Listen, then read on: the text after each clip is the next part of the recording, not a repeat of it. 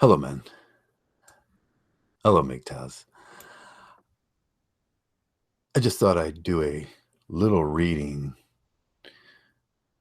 to start this thing off because I was so shocked this week. Mick Jagger had another child at 72 years old, which is kind of bizarre. So I'll do a little reading from a song. What a drag it is getting old. Kids are different today. I hear every mother say, Mother needs something today to calm her ass down. And though she's not really ill, there's a little yellow pill. She goes running to the shelter of mom's little helper. And I help her on, and it helps her on her way to get her through her strong, empowered, busy day. Thanks a lot for that reading. Hey, man. To her strong. How you doing today? How's your Mgtow? Hello, Mgtows. Hello, man.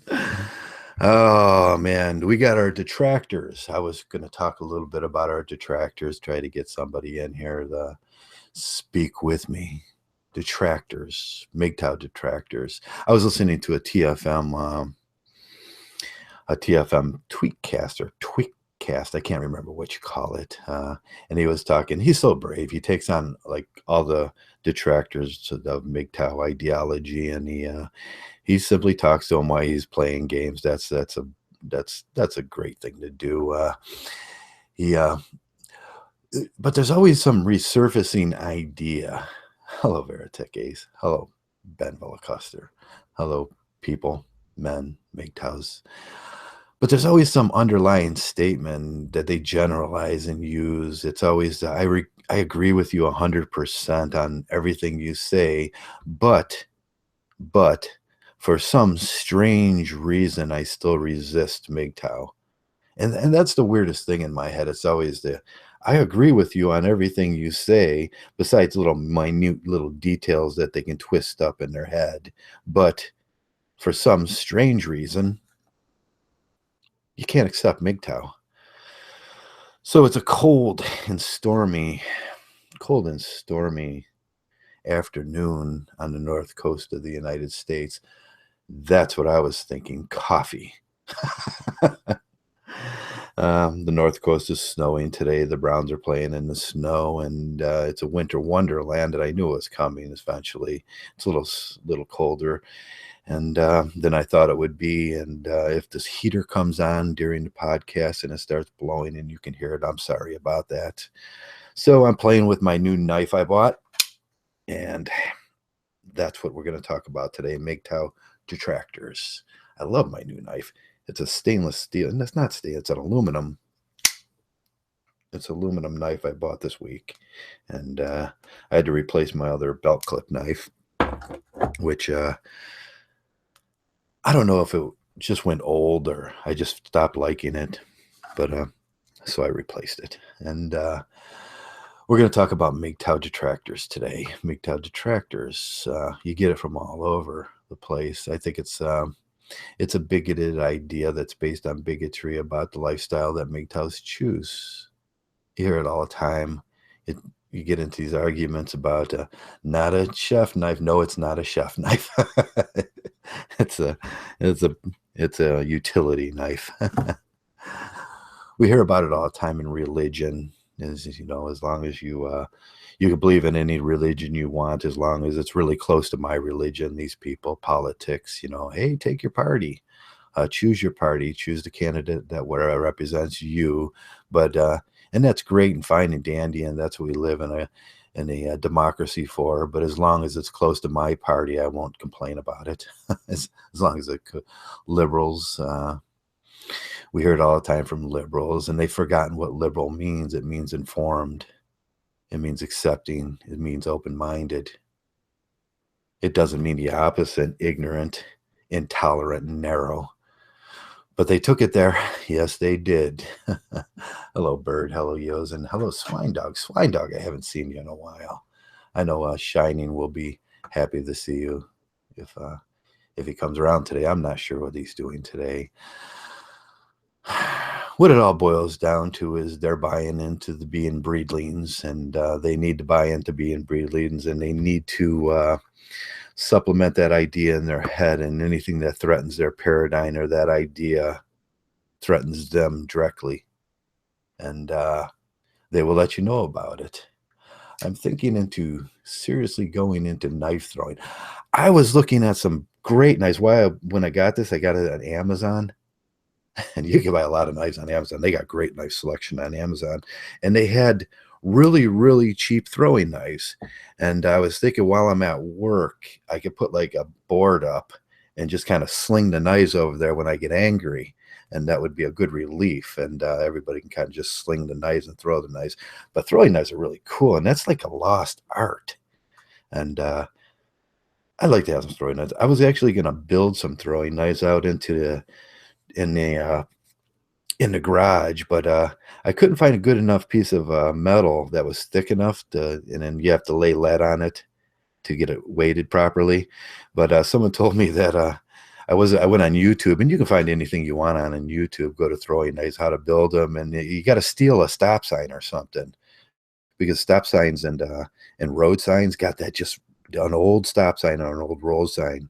They got that perfect thickness, and then you cut them up into you can make maybe 100, 200 throwing knives with an old stop sign, or, a road sign that has a going this way, you can use to make throwing knives.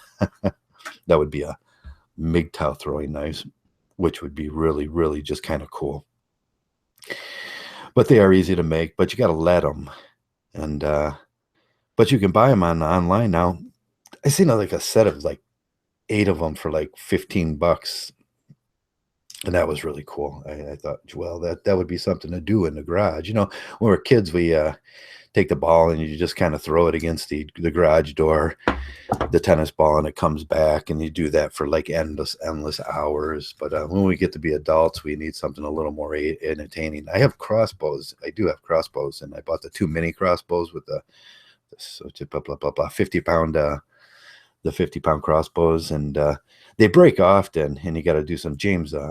James Denton, by the way, made me those clips I needed for my crossbows, because in the cold, those clips on the end of them, they break, and you need a new clip often. So he sent me a couple dozen. James is a great guy, and they're working great. I fire it out in my garage all the time, and I could sit there forever. I broke like 30 of those little aluminum darts, because the aluminum darts, and you can't seem to find the replacement heads for them. They got the aluminum shaft, and it goes into a plastic end, and then the plastic end always breaks off. That's a little bit of a bummer. And then you can either do 2 things: kind of sit there and shave them down and reduce the size of it, and then kind of just glue it in there or just twist it in there. But getting the other ones out that's the real problem. You heat it up and burn it, and then kind of, because the thread inside of that hole, you got to heat it up and burn it, and make that thing open up that hole. I was conversing with Sis while she was practicing. Knives are badass. Yeah, throwing knives are badass. That's a lost art, and we used to do that all the time when we were kids. But at a certain time when I was growing up, and I could see this with the millennials and the younger guys, we used to sit and just kind of throw knives at boards and stuff, and boards and trees and whatever. And then at a certain point, like, the police started taking our knives. Like, you're not allowed to have a knife. And it was totally innocent. But nowadays, if you have a knife in you're in the Boy Scouts, or you take a knife to school, you're going to go to jail for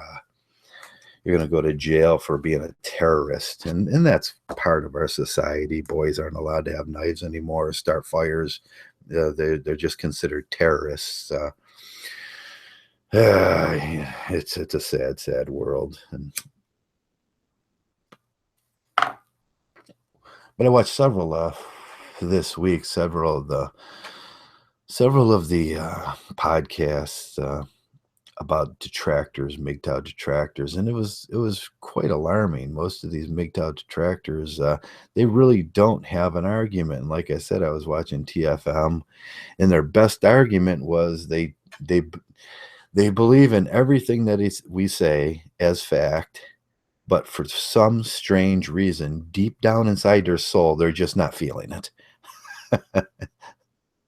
And that's their argument. So who do we got in the room? Let me take a look real quick here. We got Ben, we got Veritek. Hey, hello, Eric. We got Yozen, Boyshevix. I think that's how you pronounce it. I'm not really sure. We got Bird, Swine Dog. Hello, Swine Dog. Hello, Mark Burley. Hello, everybody that's out there and just kind of stay inside. I think Mgtow MT3 usually watches, and TFM usually watches too. And hello, everybody. Hello, everybody. Oh, I said I was going to do a shout out, and I think it was Staying Free Mgtow. I was going to do a shout out to Staying Free Mgtow this week, and one other guy, and I'll get around to finding his name. And the Traversable, it's called cognitive dissonance. Yes, it is. It's cognitive dissonance. And where does cognitive dissonance? It's having two thoughts in your brain that conflict at the same time. Cognitive dissonance is the new yuppie word that's kind of every what is it, hipster kind of attaches to now. Everything's cognitive dissonance. And then they all know the word, and they all just blurt it out and mumble it out, but none of them can see it in themselves. And that's like double cognitive dissonance. But that's being blue pill. You accept something that really doesn't, it's really not very rational. You accept traditional mating rituals, and then you accept it as being rational, and this is the way it's supposed to go, even though in the back of your mind you're scratching your head going, nah, there's something really wrong with lending myself to a woman and lending my utility to a woman for something. Why can't she take care of herself? Why can't we just be, friends with benefits? Why can't we just, plan a kid and, if she wants my genetic material, then she can have my genetic material, and then she goes away. That's kind of nature right there. If we're going to talk about the natural world and what happens in the natural world, nature would, they choose the male with the desirable genetic material, get it, then go away. Quit hanging around. Don't steal my shit. But not in this world. This is not a very natural world we live in, and we talk about it all the time. We talk about artificial mating and them sort of things, and Darwin doesn't really get into it much, but I think that was a natural progression of the world, how it went that way. Well, we artificially breed dogs, and then we can't take that idea and say, hey, maybe there's something a little artificial about this, and it's a structured society now. But marriage was designed for men. Marriage was designed for men. Marriage was designed at men. Maybe that's it. I don't know. Kind of a double think. Yeah, it is a double think. Marriage is a contract, nothing more. Yeah, it's a contract. It's a contract with the state. But that's not what we're talking about. We're talking about Mgtow detractors today, and the cognitive dissonance that goes on in their head, and how horrible it must be for them when they can step through the Mgtow horizon and just kind of step up into a brand new world that works for them. And I know that's a scary thought for them. Because they think they listen to all the, the first thing, oh, you guys must be gay. No, we're not gay. We just see it for what it is, and that isn't it. Most of us some of us go asexual. Some of us kind of restrict ourselves from that. Some of us do it. Some of us don't. It's nothing about your sexual preference. And that's where they automatically go. It's a deflection. And then it's always some reason why. I can't remember what that guy in the TFM. Oh, he did you're saying that we're saying all women are that way. And everybody knows that there might be one out there or two, and all women. What we're in TFM said the logical truth was, no, I'm saying that all women have the same biology. They're all basically programmed that way. I don't have to say nothing. It's not my opinion. It's a fact. But they reject that truth, and maybe it's simple the rejection of science. You know, when you start rejecting science, and we get these flat Earth people, and maybe they're part of the flat Earth club. I don't know. Flat Earth is so weird, isn't it? I always, you know, when you can look around and you can look at the moon. You just look up at the moon and you see it's round, and you just look at the sun and you see it's round, and go, oh no, it's a dish. It's just a dish that's perfectly balanced. And it's always like that. Once in a while it flips around, and then that's what you see.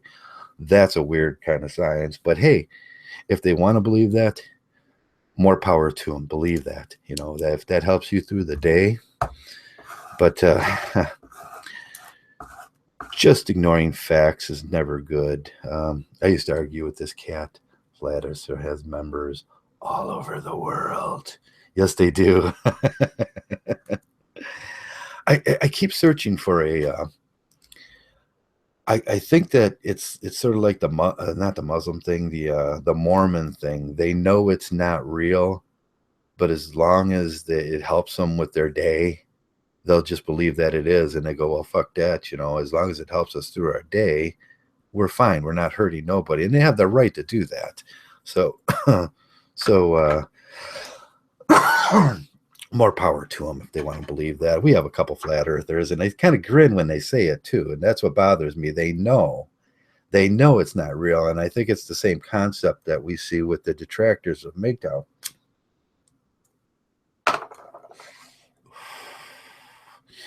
They know all that unicorn bullshit is not real.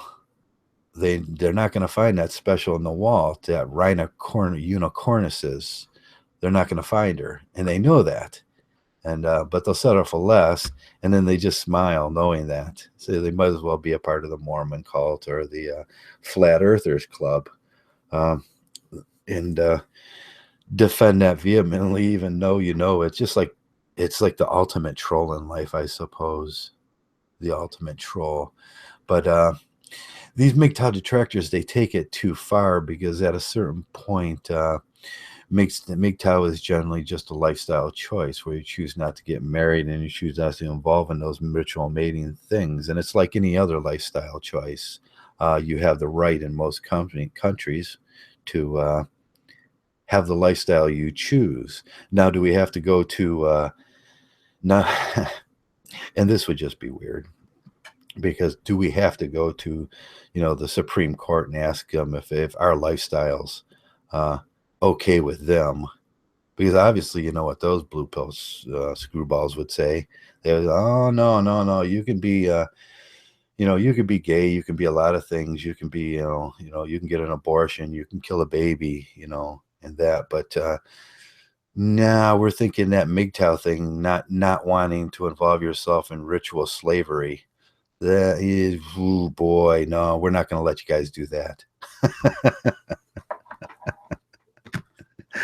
Just being a Mgtow, having thoughts about like, but they take it way too far. The detractors take it way too far, and it's like it's some kind of evil that's spawning, you know, not wanting to mate, not wanting to have children, not wanting to get married is so bad for them. That's like you're violating every one of their principles. And then you got to think, well, Jesus, there's something deeper, darker. The rabbit hole must go deeper, because it just doesn't make no sense why it would offend them the way it does.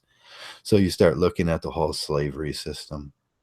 You start looking at the whole system of utility extraction. You start looking at the way taxes are extracted from the mail, and how businesses work, and how businesses need your utility, and how they extract that. And you start realizing that, oh yeah, there's a lot more there's a lot more that's based on that idea than just hey, I don't want to participate, because they need you to participate. They have to participate. And that's where we start talking about see, if that's where they're wondering where the link is, the link to you know, this world collapse that we are talking about and how systems will collapse. That's where Mgtow's idea of the link of the collapse comes from, because we see that they're basing their existence on this ritual mating schemes, and that are really freaking ridiculous. And it's just a lot more slavery. We have the 14th Amendment, and that pretty much says, hey, no slave, nobody gets a slave, but they don't want to pay attention to that one because every divorced woman essentially gets a slave. Uh, every divorced woman with children, every divorced woman that gets alimony. I love my new knife. I wish I could hand it to you guys and you can just do that once. There's just a because it's got such great action. So that's what it's that's what where the idea progresses in Mgtow.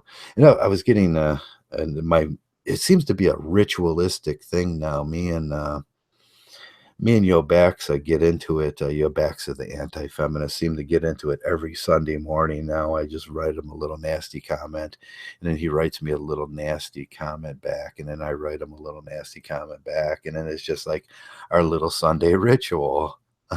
And he's a major detractor of Mgtow, so we've seen blah blah blah blah. I'm trying to look at the comments as they go by. They won't be in Hollywood if they succeed. Here's a question. If California succeeds, how long will it take for them to collapse like Venezuela? Now, that would be interesting if California succeeds from the state. I don't think they're going to succeed, but hey, we can do that scenario in our head if they're allowed to succeed. I think they would take on an economy that slightly resembles California and Venezuela. Got about the same economy and economic have economic resources, and California thinks they got more resources than they actually do. They grow a lot of food, and that's great, and they collect a lot of taxes, and that's great, and that works as long as the rest of the country is sharing that burden of how many million and millions of persons with them. But as soon as that stops, they'll find out that they're just like Venezuela, and they have the same problems, and then they're going to have to deal with a you lose the benefit of the United States' ultimate advantage in economics. And then they become just what Venezuela did. They became a small economic country that relied on the other advantage, comparative advantage. And relying on a comparative advantage when you've enjoyed the ultimate advantage of the United States for years, that might be a little difficult for them. And I think you would see a collapse in the sense of social services and what they can provide, the street work they can do, and all of that. So what comparative advantage did in Venezuela was it you're going to have to trust bigger countries to trade with you, and then you get your pricing compared to it's a comparative pricing that keeps things fair with tariffs, and they don't stomp you out of. But as soon as you can see what England did and Germany did and France did, as soon as the collapse of the George Bush collapse came, like I don't even know what else to call it. It was the George Bush collapse. His father had a collapse too. They both equally had equal collapses. As soon as that collapsed, they'll throw the smaller countries under the bus is what they do. And they did that with Ireland, which regained great. They regained probably a lot faster than most countries. But Spain and France, not Spain and Italy didn't. They didn't regain anything. And what the other countries did is they just pulled their comparative advantage and used an ultimate advantage, and then they collapsed their economies and demanded more money from them. And we've seen some pretty horrible things there. And that's what happened in Venezuela. There's still comparative advantage is feminist. It's feminist economics. That's what they believe in. They believe in all things equal, even though a country can can produce more and drive someone out of the market, like China or America or Britain or France or Russia. Uh, they can drive people from the market, but what they're saying is, okay, we'll just play on these fair grounds. And those fair grounds work right up to the point where somebody says, oh, no, doesn't work for me anymore, because we did have an economic collapse. So the rules are out the door. And then that's when you see the horror of it. What do you call that? Ostrition or something like that. You start seeing the money being manipulated. China manipulates the money with North Korea, and they seen that during that, and China just made their money worth less.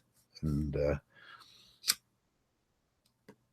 nobody likes to talk about it in the fair. There's no fairness in it, and it's just a decision that the money printers and the money vendors do. Feminist economics. I hope people are seeing how stupid they are in the recent snowplow guy. Yeah, oh God, snowplow gate. Yeah, feminist economics, and they got some really, really weird ideas that just because something's all male and that's the way it's been working, and it's been working fine for like 50, 100, hundreds of years, or at least 100 years, plowing your streets.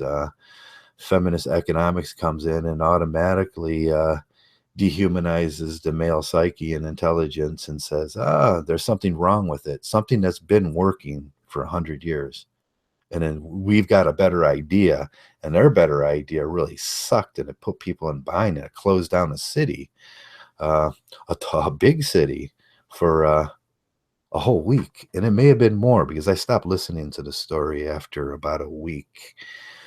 And feminist alcohol, Wickerman IRL.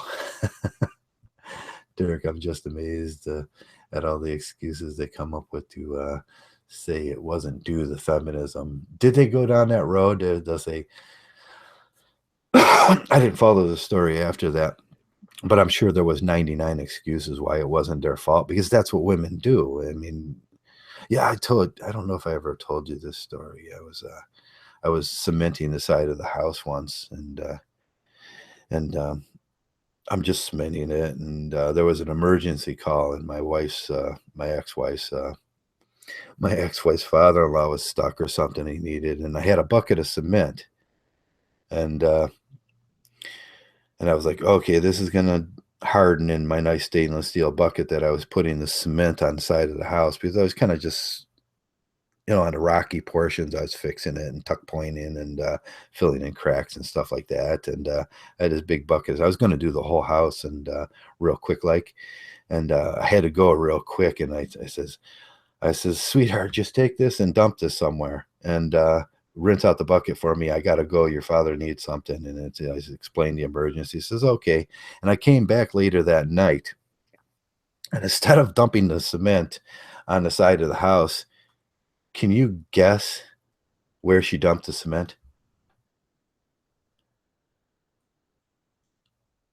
She dumped it in the kitchen sink down the drain, and it stuck up and it all hardened. And I had to tear out all the plumbing from the top all the way down, and then chip out where it came into the thing, and then chip out. And it never ran right after that. There was just cement in my plumbing.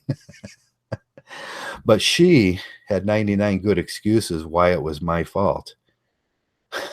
That's women. That's just female nature. They have 99 excuses. Even when they do something, the stupidest thing in the whole world, even when they do the stupidest, they can run their car into a telephone pole by themselves with nobody around, and no male in 100 feet, and somehow, some way, it will be a male's fault. It'll be somebody else's fault, because they can't take a. Now, Winninger went into why this was the way it is in Sex and Sexuality. Winninger's great book on sex and sexuality. He went into it, and he says, I was going to consider shaving with this knife today that I bought. I was actually going to shave today. My beard is getting way too out of hand. I think I'm going to do that, because that would just be really cool and manly. My new knife, and I can shave. But Winninger was talking about, sorry, I'm a little flighty today, and I'm wondering why no one showed up today. I'm going to go over and see if anybody's coming in. Why? You need one hell of a roto-rooter after that. No, yeah, I had to pull out it was that old, I don't know if the lead piping that used to be in the 1920s houses, because the house was built in like 1860, 1853 actually, because the guy had inscribed it in the cement that came off the back porch, which was green cement, slate that never goes away. I love that slate. I used to oil it and make it look green, and it would just be beautiful. And it was like one of the last houses that had slate in the neighborhood. And it was just, is it 18? So they had the old lead piping somewhere dear. It was like 4 inches of like this really heavy lead. I was kind of happy about that because, when you get there with the hacksaw and you're sitting there and you're just doing that look like, I got to really do this or else we're not going to have any water drainage in my house. So I started cutting, and I was happy that it was lead. And I took it and I cashed it in too, so that offset some of the cost of that. And then I bought the plastic pipe and put the plastic. It was a heck of a job. It was. I had to carry that. There's nothing better to shave. To shave. To I say, there's nothing better to shave. Shaving is unmanly, Joe. No, I got my new knife, so I want to shave. I could shave with it like like a cowboy.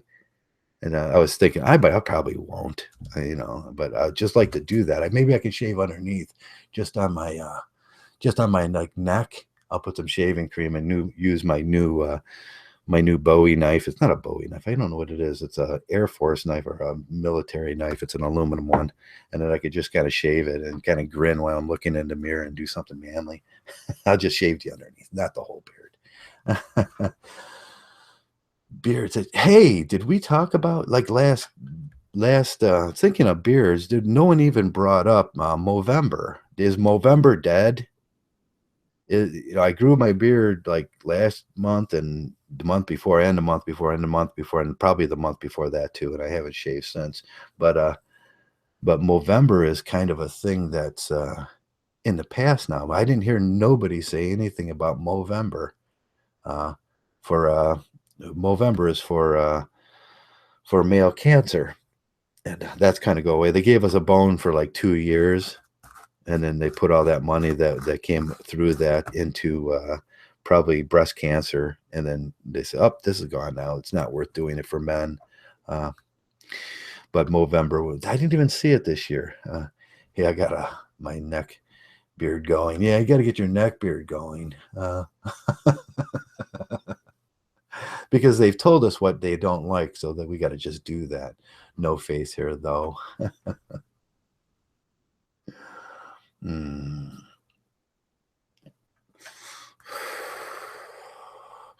So I did pick the topic. It was detractors of Mgtows and the stupid things they say. It always boils down. I was watching that thing with Angry Mgtow. The two guys did like 5 minutes, and it was like, Angry Mgtow, I hate you so much. And they were like, they had no idea why they hated him. And then they just went off on the he's crazy and gay.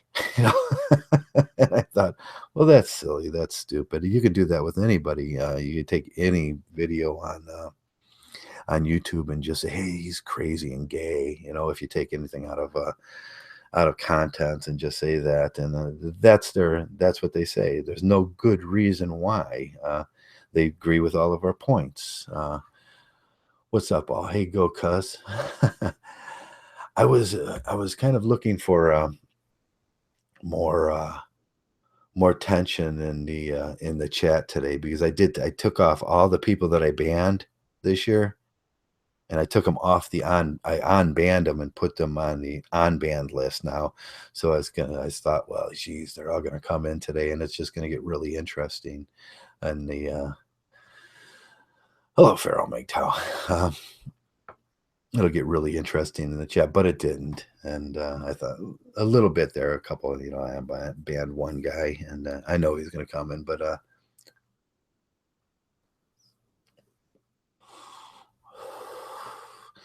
that's about it. So it's cold and snowy up here. I don't know how it's in your neighborhood. I know the Swedish guys in upper England and them areas is probably snowing too. and it's Christmas time, and that's major stress. Did you ever think about the stress around Christmas time? The family stress that you see? I don't know about your family. Now my beard is itching because I did shave a little piece. Okay. Yeah, beards are best in the snow time. Santa Claus had a beard too, and this whole ritual Santa thing and the whole horror that has come of a Christmas time and that family thing. But man, is it stressful around most people's houses around that time. It's like a trade-off, like they're stressing ritual stress for gifts. It's like a token to some evil god, we're going to stress for like a month, and they just stress this thing out. Some people stress out all year about buying gifts and what they're going to give. And, they plan all year. Location. We had a powdery snow on Tuesday. Did you, Renee? Oh, you're in Canada, so you should be getting heavily hit. We got the lake right here, and we get the snow effect off the lake. I don't know if you've ever been in a snow effect storms. They're really weird. They're like micro storms, and if the humidity come's off and the temperature's right, like it is today, it just hammers us, or it hammers small sections of the country around here, and we get that snow effect. And today I think I'm getting it. I expected more, and I was going to get the Jeep out today and go run around in the snow, because it's got four-wheel drive and it's just really fun and cool to drive a Jeep in the snow, and that's what I wanted to do.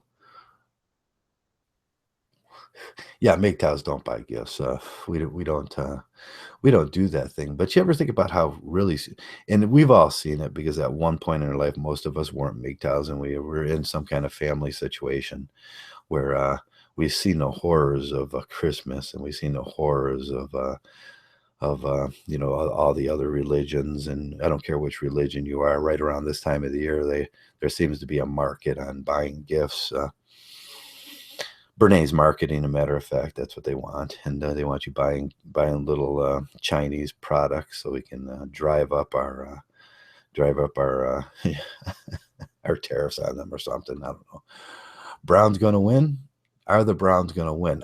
That's what I was doing before this. I was going through, and I have we have on one of the Browns pages I go to, we kind of fling it back and forth, and we have the Browns haters, and we got the Browns the true blue Browns fans that you see. They'll show up at the stadium. They'll show up at the stadium. They'll fill that stadium, and it's snowing and it's cold, and they know they're going to lose, but they're still going to come and watch the game and that's the great part about the Cleveland fans. They don't give up on that.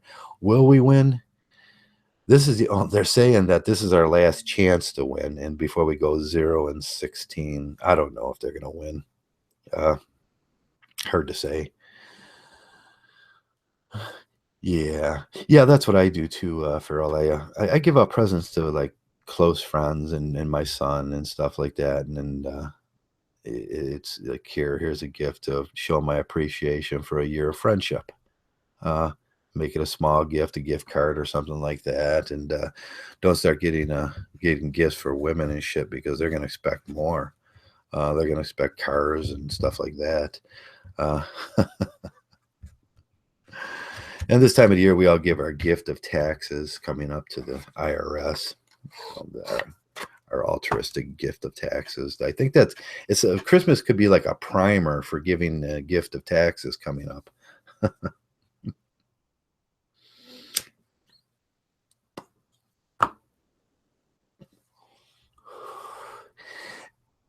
Time for a little nice cigar. Yeah. Got a cigar, Eric? I was going to pull out I got a cigar in front of me, and it's a Big Dog cigar. Big Dogs are good. You ever have a Big Dog? Big Dog sells shirts too, and it's kind of appropriate for the Browns today. So I have a Big Dog cigar that I was going to smoke. I was busting that off in little chunks and smoking that in my pipe, because I wanted to start smoking a pipe like a mature male. But that didn't work out very well. I hate that tar and stuff, and you got to clean them, and they stink. But I get something from my brother. Yeah, I might get something from my brother. I don't know what I'm gonna do. Depends who, it all depends on who comes around and who's in your life at that time, what you do on a Christmas and who you appreciate. And I think it's more about appreciation, your brother, your friend, someone that supports you in your endeavors, even though some of us Mgtow, our endeavors are to sit out in our garage and play video games, and that's cool. But someone that supports you in your doing, yeah, that would be important. But the stress about Christmas, I watch these families go through this total stress thing, and I got into it with one of my buddies.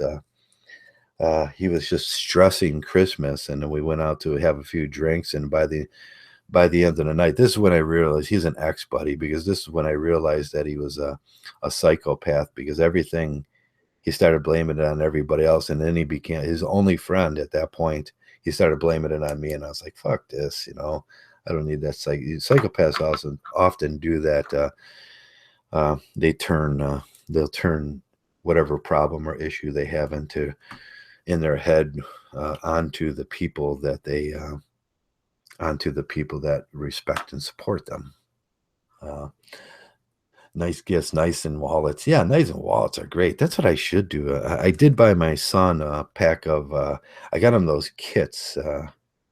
It was like 27 knives in one kit last year or the year before. And he was always a big knife fan. I used to wake up at 1, 2 in the morning to go to work. I was a third shifter for a long time, sometimes 12 o'clock at night.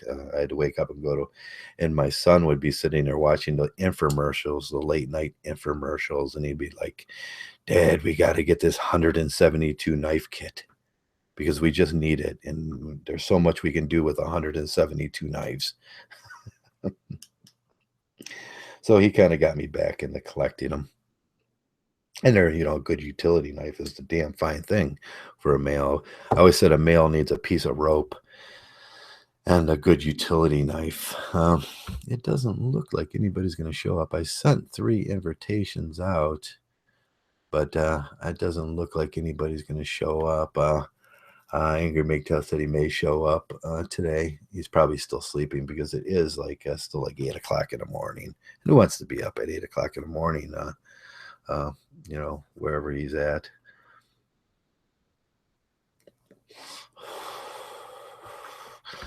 And Shining's in England, just playing Mgtow for life. Oh, there's Shining.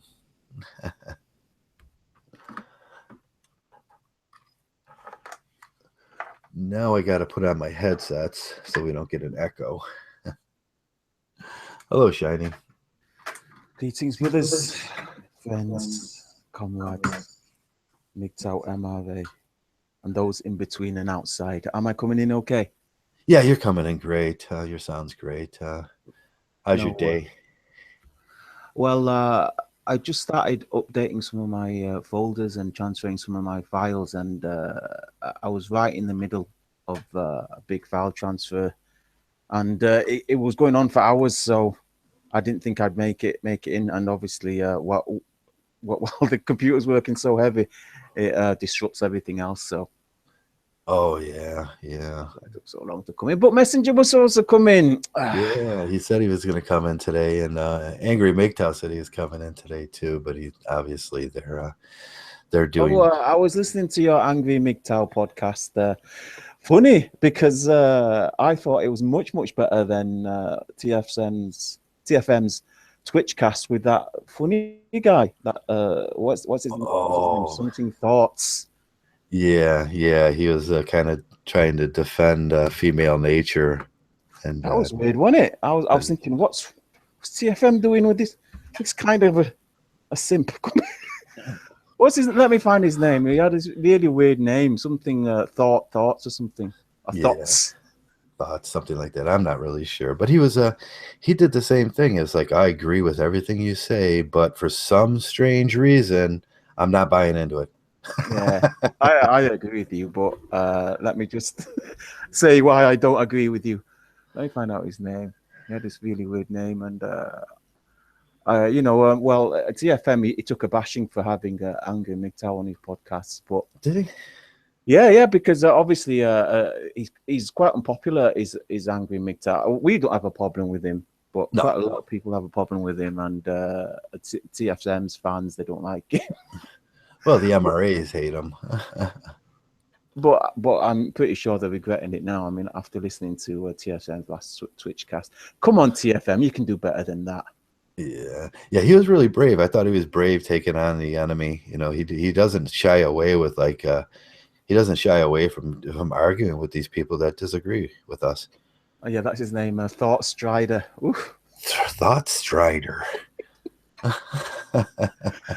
Well, more power to those guys. Keep those Twitch casts, podcasts coming. I think that we don't have enough of them. I was hoping Teacher 3 would keep his Thursday podcast going. I've been listening, trying to listen to the Staying Free Mgtow podcast.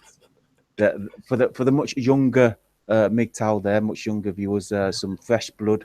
Always good to have fresh blood coming to the scene, isn't it? Did you hear what Cuss said? Go Cuse. Heard Steve Hookah cured cancer over the weekend. No, I wonder who that Go Cuse is. I wonder if that's Joey. I wonder if that's Joey. Yeah. Steve's a good guy. Yeah, we love Steve because he's funny. I think, well, you guys have heard me talk about Steve before, but I think Steve is an important part of the manosphere, because even though he claims a lot of things that we find outlandish, like, for example, most Mgtow are TFL, the jury's still out on that, of course, but he represents, I think, a big portion that don't speak out, because quite often if you're reclusive and if you're if you suffer from shyness and stuff like that, and I think Steve does suffer from shyness, normally you don't have a spokesperson, and I think Steve represents that corner of the manosphere.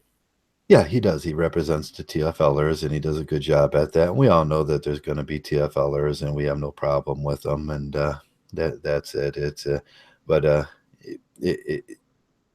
the same old idea that any group and any subgroup within the group is like they get this idea in their head that all Mgtows are like this.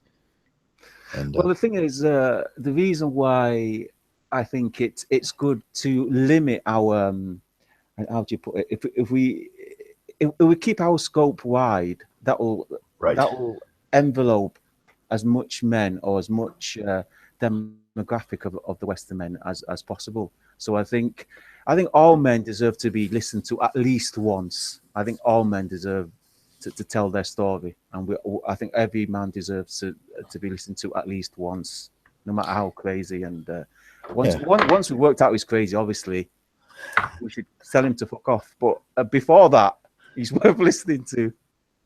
Yeah. And TFL also does one thing that it gives credence to the idea that one of the common things detractors of Mgtow say is, "Oh, you guys are just TFL and you can't get laid." Wasn't that crazy? What's his name? Your main man, Yobi Axis. He did another podcast with he did with a baby raper, Tyler Preston, back for more. Baby rapist. Oh, was he on Tyler Preston's channel? Does Tyler Preston still have a channel?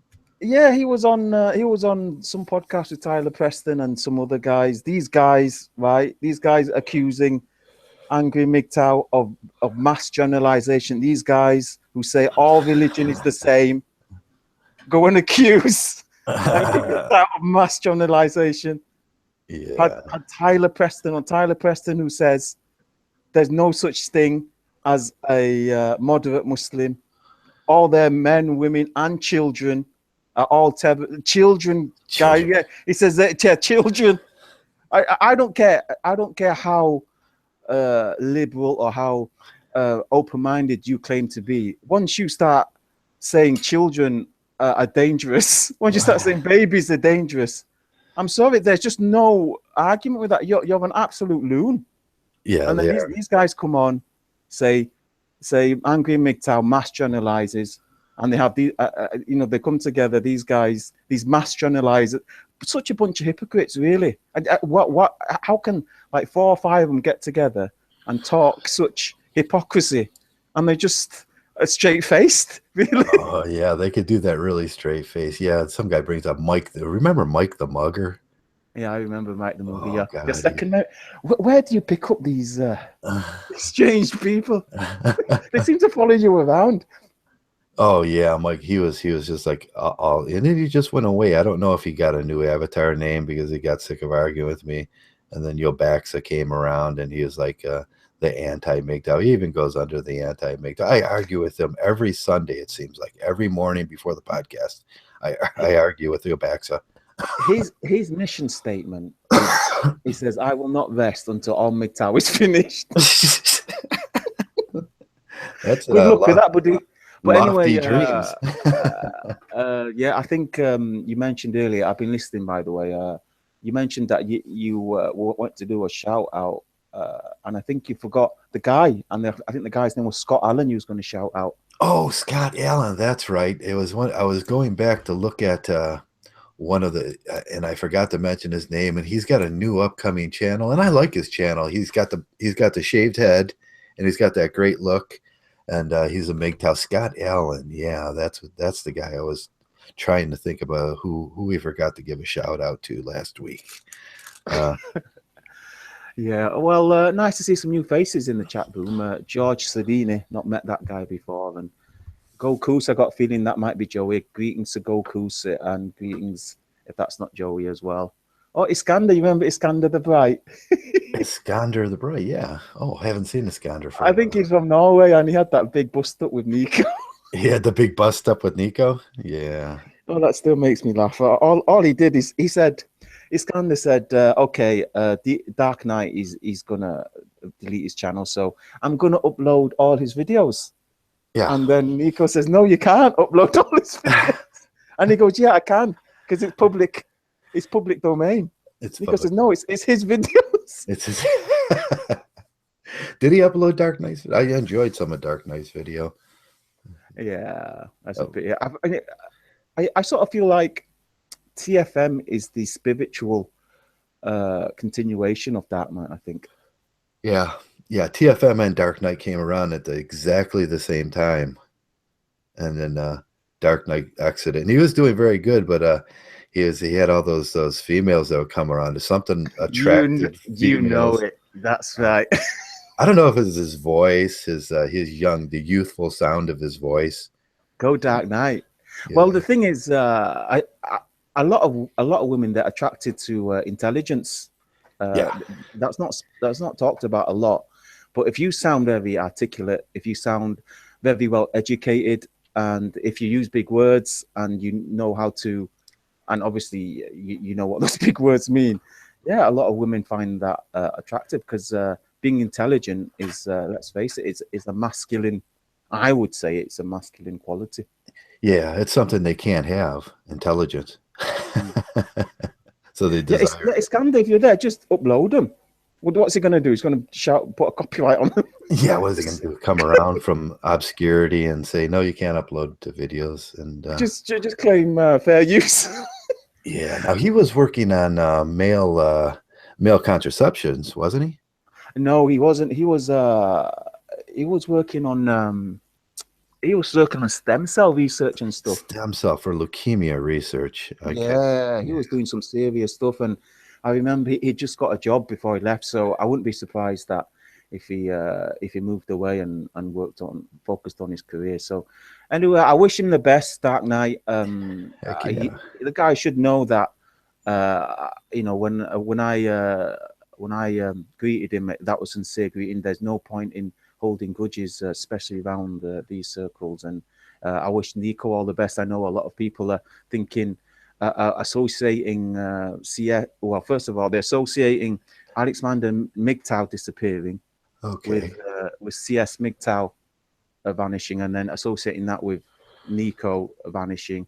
And obviously they're associating that with us. But guys, you can't force anyone to leave. You can't force them to shut their channel down. That's to do with Google. Only Google can shut your channel down. Yeah, yeah. If you leave it sit for what 2 years, they'll without any activity on it, they'll eventually shut it down. So it's probably a good All idea. right, That's I need to take this call, so you'll have to excuse me, guys. uh, I knew it was going to be one of those days, so just leave it. people from the outside.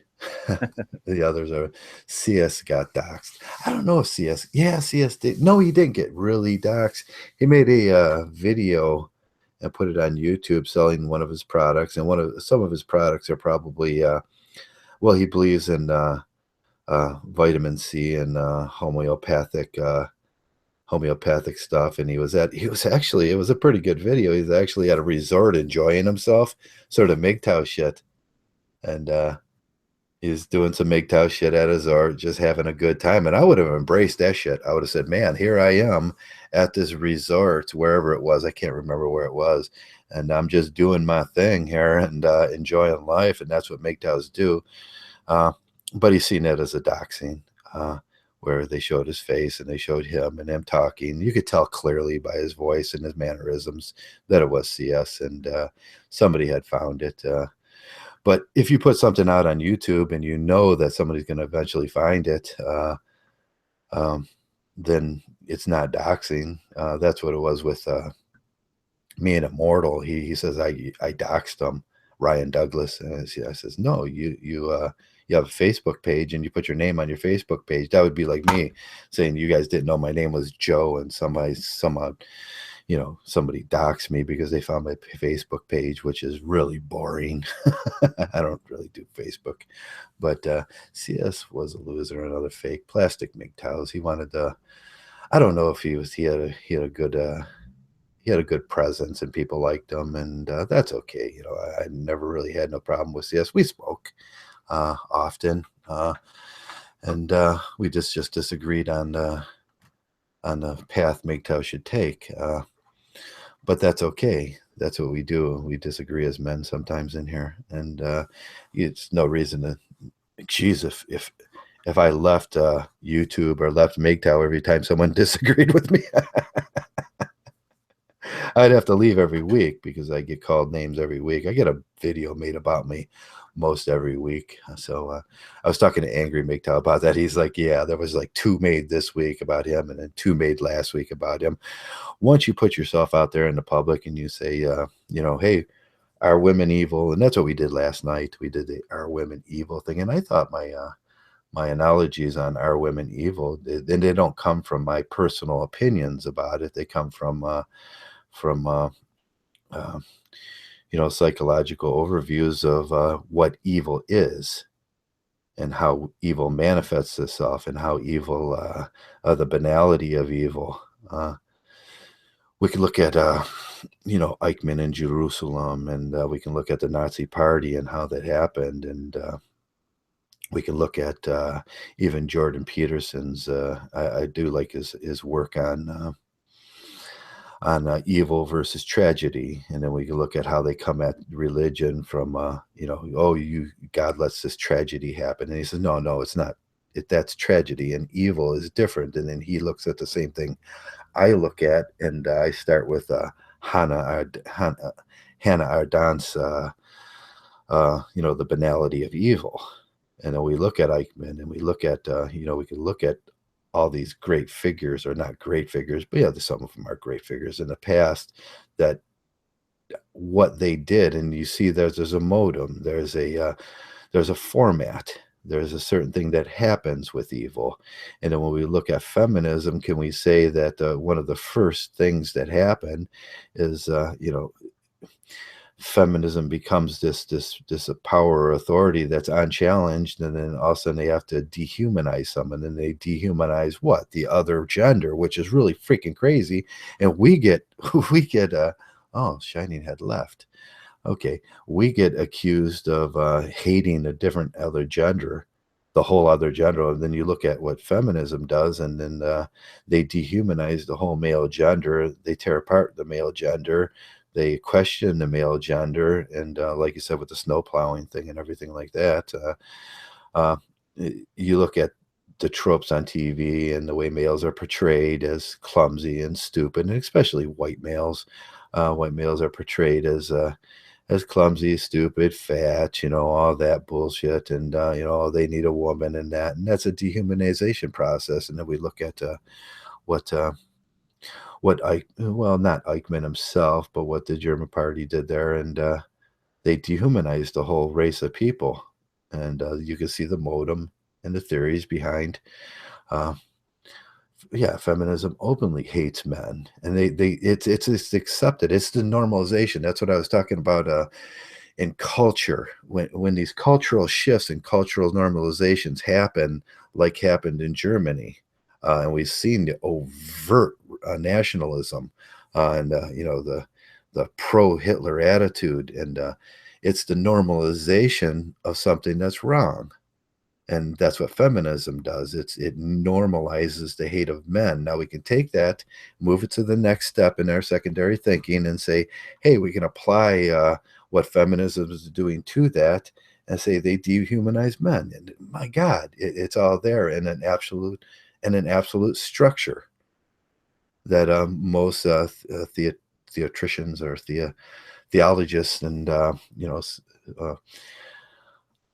people could see that yes, there is quite a substantial amount of evidence that is evil, and that women do evil things. And then we could look at abortion, the makeup they put on their faces, and we could, the placenta that they use, whale sperm. They're killing sperm whales so they can take the sperm, which is quite ironic, from it and make it in makeup, and put it in makeup so they can rub sperm on their face and say, oh, there's something. So, and then when asked about that, do you think that's wrong? Or the cut off penises of little boys that were mutilated at their birth, that stuff finds its way into pharmaceuticals for women beauty and vanity products. And can you imagine that little boys cut off penises that were mutilated at birth? We say, yeah, there's something evil about that. And then the normalization of it happens when you're not allowed to talk about it no more, like in the German party, and that you weren't allowed to say, hey, maybe these Jews aren't such bad people, maybe they're not evil like you say. You would be dehumanized too along with that. And that's where the true evil, the banality of evil, it gives them excuses and the right to dehumanize and do violence onto groups without question, without question. And that in itself is evil. So, yeah, there's a lot of things that go on there. We can look at the manipulation of males.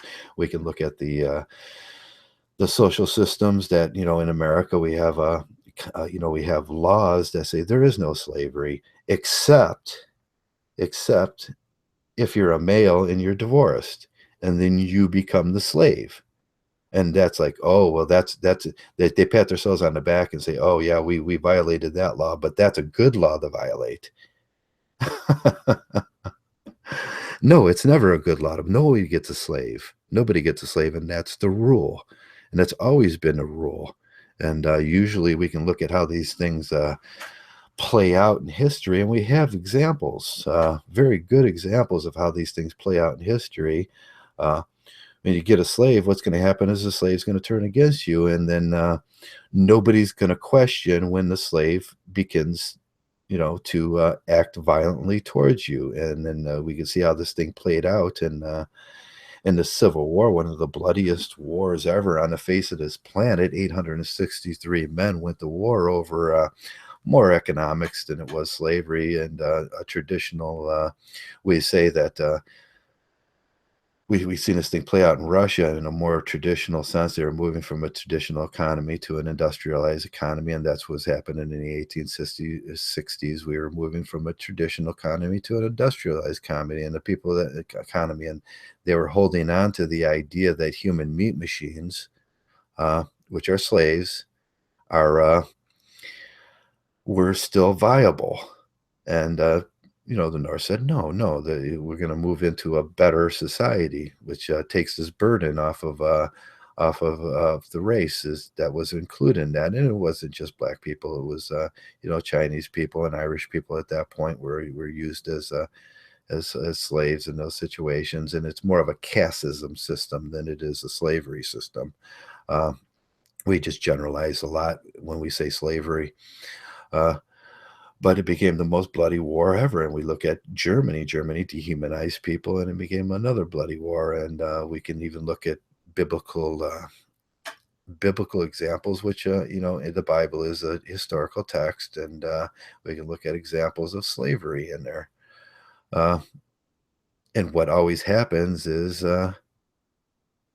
mass genocide, and the punishment for slavery is usually death.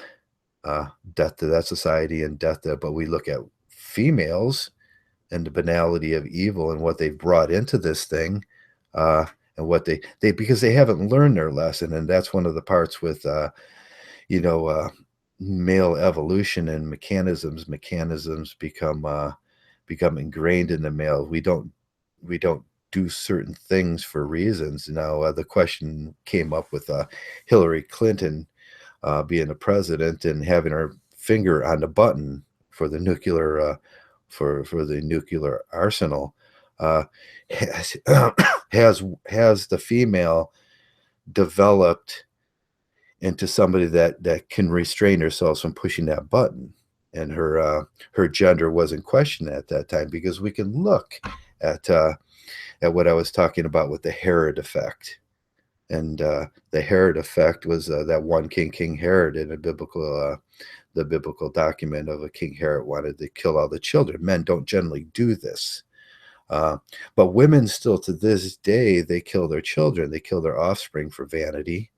They kill their offspring for resources. When you look at the male lion, or when he takes over the pride, and the other offspring of the female will automatically get disposed of for those reasons, which he wants the pride to be his pride, not cuckolding other little lions or having them around and eating resources. But males don't do that. You look around, no male. Most males would find this abhorrent to even think about it. We've developed as males, we've developed this higher morality, this sense of morality. But as the female, we have to give rights to abortion. So we females haven't developed this. So when we start thinking about who should be in charge, and who, wouldn't you think it was the male that has evolved more, and he would think about and consider not pushing that button, because they know better. We know better. It's a mechanism. We know that this violence will turn to this violence. We'll have a war, then we'll have to fight. And we've learned these lessons over from the Civil Wars to the wars with Spain, and then France with Germany, and all these, and then World War II and World War I with Germany and Korea and Vietnam. And we've learned these lessons as men, but can we trust women to learn these lessons? And they have a war going on now against men, and they have a war going on against their own children. And you can realize at that point that yes, women do the Herod effect. They kill their children for resources. They kill for vanity, because they don't want to birth them, because they just can't. No one's ever told them that the basics of sexual reproduction. That little slit between their legs, that's where babies come from, and they're so stupid about that. So kind of a little rant there about evil, and about how we can link these things in history. And are women evil? Yeah, they have the capacity to do those evil things. And it's not just, we like to minimalize it. And I see this with the blue pill things. They like the blue pill people. Yeah. The blue pill people, they have this capacity to minimalize things. You could tell them all the truths in the world about Mgtow and what we do and what we envision in here, and how we think about it. You can hit them with all this, and they'll generally agree. And then they'll go back to, well, there's something stuck in their soul that just doesn't want to do it. Well, that's evolutionary. I think it's evolutionary. Well, they need to grow more, and so that's where we're at in this process. But Shiny's not coming back. He took a phone call. Probably has some important family business or some friend in need, and Shiny's pretty altruistic, so he's probably doing something like that. Let me give some shout outs here and see who the active viewers are today. I got this active viewer button so I can push it and see who's all the active viewers, and it never kind of works right. That's where I got lost last week. It never works right. The active viewers are Bird, Eric Wingard. Hello, Eric. Go Cruss. We know it's Joey, John Kramer, but if Go Cuss is Joey and John Kramer must be Dr. McCoy. Okay, and Square Peg. Hello, Square Peg. I just talked to Square Peg this week.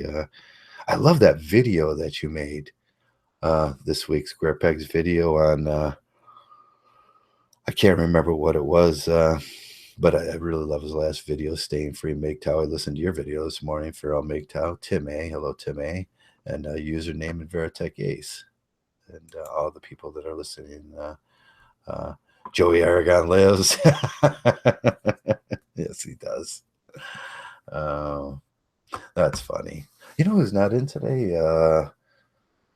Nino and my favorite avatar name. I can't remember his name now. He's not in today. Let me see. Let me get my screen back up right. Every time I click somewhere else, my screen disappears. It's just Windows as Windows is, and I hate Windows. If I ever buy Windows, I'll never buy. Hello, Trevor's. Hello, Tim A. Oh, that's Messenger. Was that Messenger? Yeah, that is Messenger. Oh, you got the. Yeah, it sort of looked like you were in Shining's living room there for a second. He's a couple of hours away from me. Okay, yeah. When he does always does the living room shot there, and I was like, oh, Messenger's in Shining's living room. I remember that one when Nico was in Shining's living room, and it took me a while to figure that out. Yeah, it was a picture of Nico's socks. Nico's socks, yeah, he had those striped socks on, and it took me like 10 minutes, and I'm pretty dense sometimes. I was thinking, oh, Shining's talking and Nico's talking, and there's only one screen. And then I went, oh, they're sitting next to each other. Yeah, it's a shame. It's a shame that sort of didn't work out. I don't know. I'd have to speak to Shining to see what went wrong there, but something obviously went wrong. I don't know. Nico sort of, I don't know. Yeah, too much of the PUA. Yeah, he became one of our main detractors, though, and Yeah. this is the thing I've sort of come to realize is outside of the group or the community, people don't tend to challenge us. I mean, no one seems to challenge me. They sort of leave me alone. I've had a few sort of back and forths with people, but Yeah. that's because I entered a conversation. And generally, they sort of tend to understand that when people like yourself, Joe, and myself, and Shining, and a lot of the other men have been through the shit, they sort of they leave us alone, and they know that we've checked out for a reason. But my main detractors seem to be within the community. Yeah. People who seem to find a problem with me, and I know exactly what it is because I had a bit of it yesterday as well. Yeah, there's They kind of they can't do it. They can't transition. They've they can't failed transition. to launch. And they look at you and then they try and drag you back down. It's the crabs in the barrel thing where they Yeah. say, I can't do it, so I'm gonna try and tempt you or coerce you or insult you into going back to the plantation. And I say to them, no, I'm living this. I don't want a woman. I don't need a woman. And it seems to me that you do. which is why you are bringing this up and questioning my strength of character or my conviction to live in this way of life, because that's you projecting. You Hmm. can't do it. What you're saying is you can't do it, and therefore, if you can't do it, you're throwing that accusation at me. And the detractors I get have been people like obviously Nico was stuck on that for a long time. Nearly every one of his videos seemed to be a response to everything I said. He just wow, he was so reactionary to every opinion I'd had. But the fact of the matter is, all of my opinions were based on real life, and my Hmm. I know they're subjective. They're subjective, but that was my experience. But not only my experience, millions and millions of other men globally, their experiences. But Nico had to undermine it and question it based on what he'd read and heard from PUA people like Roosh, from Roller Tomasi, and it's all bullshit. There's no ecological validity there. There's no correlation with real life. Right. And Yeah. when we come and we bring truth, we meet that cognitive dissonance head on. It really, some men really sends them reeling, and then they attack us, and then they challenge us, and all we're saying is, the game is rigged. We don't want to deal anymore. We're not playing anymore. And most people outside of the community can handle that and can understand that. But the men who claim to be red pill, the men who claim to be going their own way, who can't handle it, the ones who relapse, then come at us, and try and, I don't know, drag us down to their level. But it doesn't work. It Yeah, doesn't work. they need us to check back in to make themselves feel better, and that's kind of human nature, isn't it? When if if they're out on the fringes of the group, they need someone to be with them in the group, so they have to get members that believe that way to reinforce their beliefs. Otherwise, it's just fringe group. Uh, Yeah. and Well, that's what they throw at us a lot. That we don't believe in what they believe in, and so we must be wrong somehow. one of the things you notice with addiction and relapse is people who relapse are almost there. Yeah, It's like they get to that point, and because they're almost there, they've almost killed their old self, the self that had all the faults, the self they want to, and and then they get this overwhelming fear, and they think, shit, this is for real. I've actually got to kill my old self and start as someone else. And that's when they relapse and they say, I can't go through with it. I'll go back to the way I was. And they just relapse back into their old habits. And they were so close. It's like they're scared to open that door and yeah, shut it behind them. They've had a look, but they won't go through it, and they won't shut it behind them and lock it forever. And we've done that. And we are so very few in this community, and they know that. These men who are making these channels now and diluting it, I mean, they've been doing it forever, but they're no different to the men I work with. They're no different to the men they talk about. They've all right. got girlfriends. They're all out chasing women. They're all out. We know this, and they can't do it. They can't transition. They can't. They can't transition. It's too scary for them. It's too big, and then they self sabotage. And we've noticed that you know with links progression to link blue, and then you can watch his whole, and that's one of the great things about YouTube is you can see people's first videos, and you can see how they mature and how they progress into MGTOW. And Yeah. we've seen that with Law too. And then Law came with the summation that it's a 7-year project uh, to work Well, yourself through these things. yeah, he had that timeline. I mean, he was honest about it. He sort of said, obviously, he had a wife and children, and she called the police and tried to have him arrested. Luckily, I don't think there were any sort of criminal proceedings against him, but that pretty much was it. He was out and never to return. And then he went through the purple pill phase of dating and PUA stuff, and he realized, no matter how much he tried to bargain with this supposed need for women we Yeah. have, or need for female validation, that it just wasn't going to work. So he went back and he studied, And then he finally, you know, found some solace and some peace in his own company. And he's, I think he's a Buddhist, isn't he? He Yeah, practices that sort of he stuff. went into that's where I kind of learned a lot from that, the self introspection and the I'm not going to say I'm a Buddhist or anything, but I learned about looking into myself and seeing where my faults were, and not worrying about what the fault of the world was. Uh, Looking deep into myself, and then that's where you find the true solace inside of Mgtow, isn't it?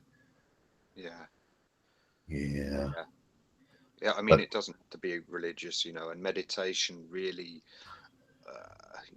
you know, to completely clear your mind is nigh on impossible. And I don't think the introspection we do, we would benefit from completely clearing our minds. You know, if you wanted to create an internal blank slate for yourself, so you could sort of reevaluate your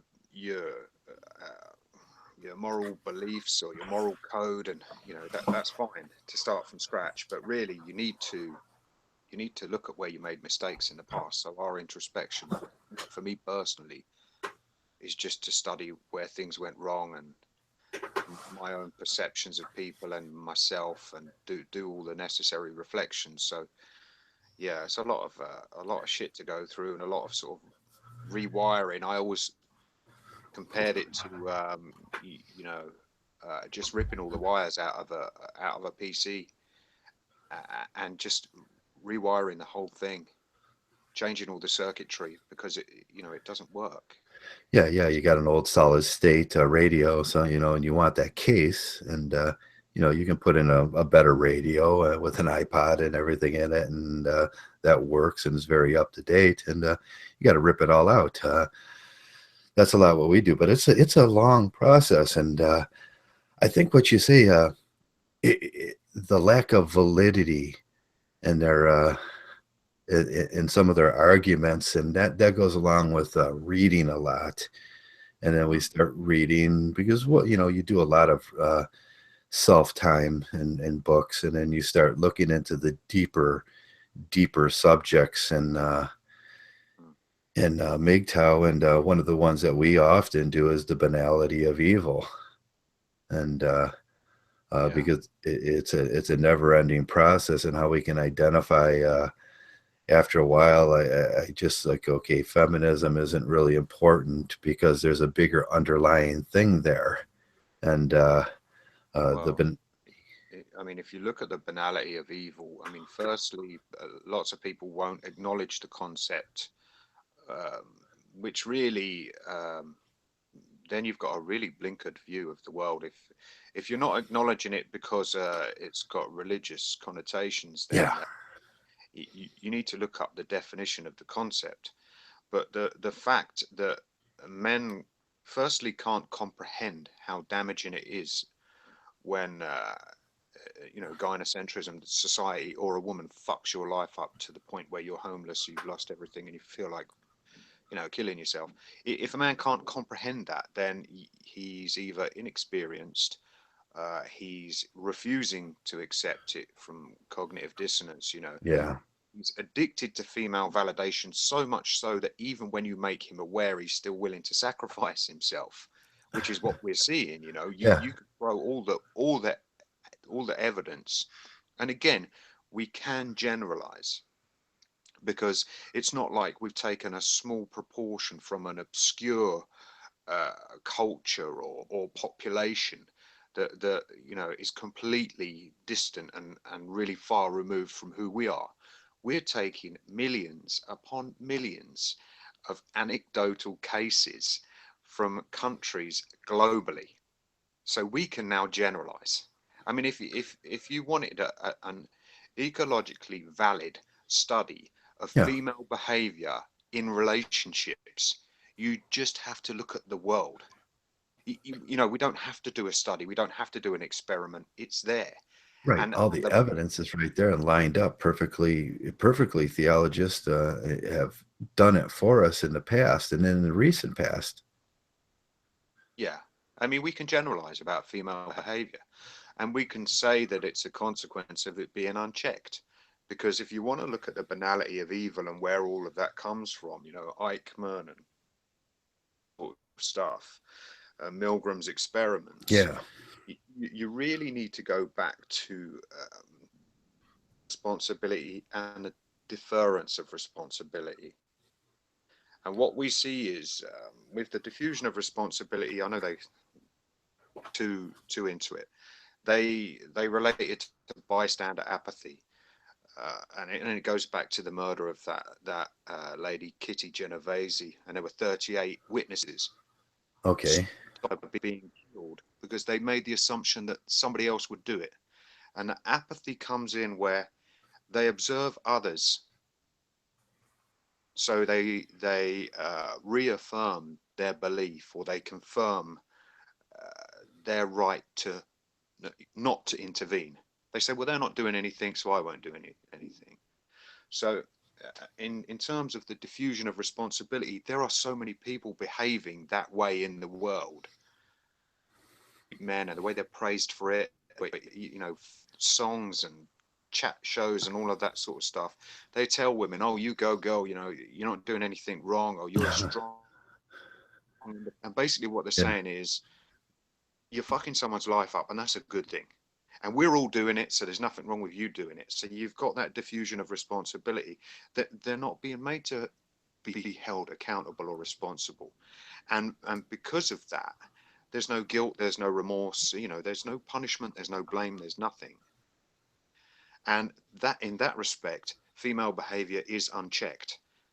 And when it's unchecked, and they make that intentional choice to damage someone's life, to the extent where they make them homeless and stop them from seeing their kids, or they end up in prison, whatever. That is fucking evil. There's no two ways about it. And we can generalize because there's millions upon fucking millions of anecdotal cases globally. Yeah. And if Empirical men don't evidence. understand that, And when the system buys into that and the normalization of male suffering, exactly. because when the system and even the governments buy into that and start making excuses, like I said, with the 14th Amendment says there is no slavery. And then we look at the simple idea of slavery, it's when one person has to work for another with no pay. And men are definitely in that category right now. And they'll justify the means. Well, I mean, the myth of male privilege. Right. You know, what bigger lie is there than the myth of male privilege? Yeah. You're so privileged, you downtrodden. You know, and again, it's you know, the deference of responsibility, where you know, women just are rewarded; they're not even held accountable. And I mean, if you look at Milgram studies, the point where they went past the sort of lethal voltages and onto 450 volts, you know, right to the maximum. Yeah. Before they were willing to cross the threshold, people asked, "Who's going to take responsibility for this?" That was the question they asked, and that was the deference of responsibility. They said, Right. who's responsible for this? Meaning, if I kill him, is it my fault, or is somebody else going to, you know, take this on? And the man in the grey coat, or the experimenter, said, I'm responsible. And at that point, they deferred responsibility, and that's what women do. You know, that's how men get fucked over, because there is no responsibility placed on women when they do these things. In fact, it's the opposite. They're rewarded. They're They're given rewarded for it. houses, they're given money, they're given children, they're given the power, and they're given the belief that they haven't done anything wrong. And therein lies the deference of responsibility. It was never an issue for them. You can do what the fuck you like, and men are worthless, you know. And again, when you look at how people do harm to others, it's easier to hurt someone if you've demonized them first, if you've Right. dehumanized them first. Then you don't feel so much guilt. If you know, if you make men, if you build them up and make them something to be valued and something to be cared about, it's harder to hurt a man. But what they've done systematically over the decades is just grind us down into these worthless pieces of shit where you can cut a man's penis off and laugh about it. And then if we mean that little, again, it's just not a big deal to do that much damage to a man. And the men, the so-called academics in this community, I mean, we've got other people fucking chiming in like this teal deer. I mean, what the fuck is he talking about? Seriously. I mean, providing all these links to these academic studies. I mean, academia is full of bullshit. And the statistics gathered for these studies, I mean, the experiments are questionable. They have to be replicated multiple times for the original hypothesis to be proven correct. You can't just go on the results of one study and say, oh, well, you know, that's it. Oh, we got an echo now. Yeah, Link just came in. He needs to plug in his earphones.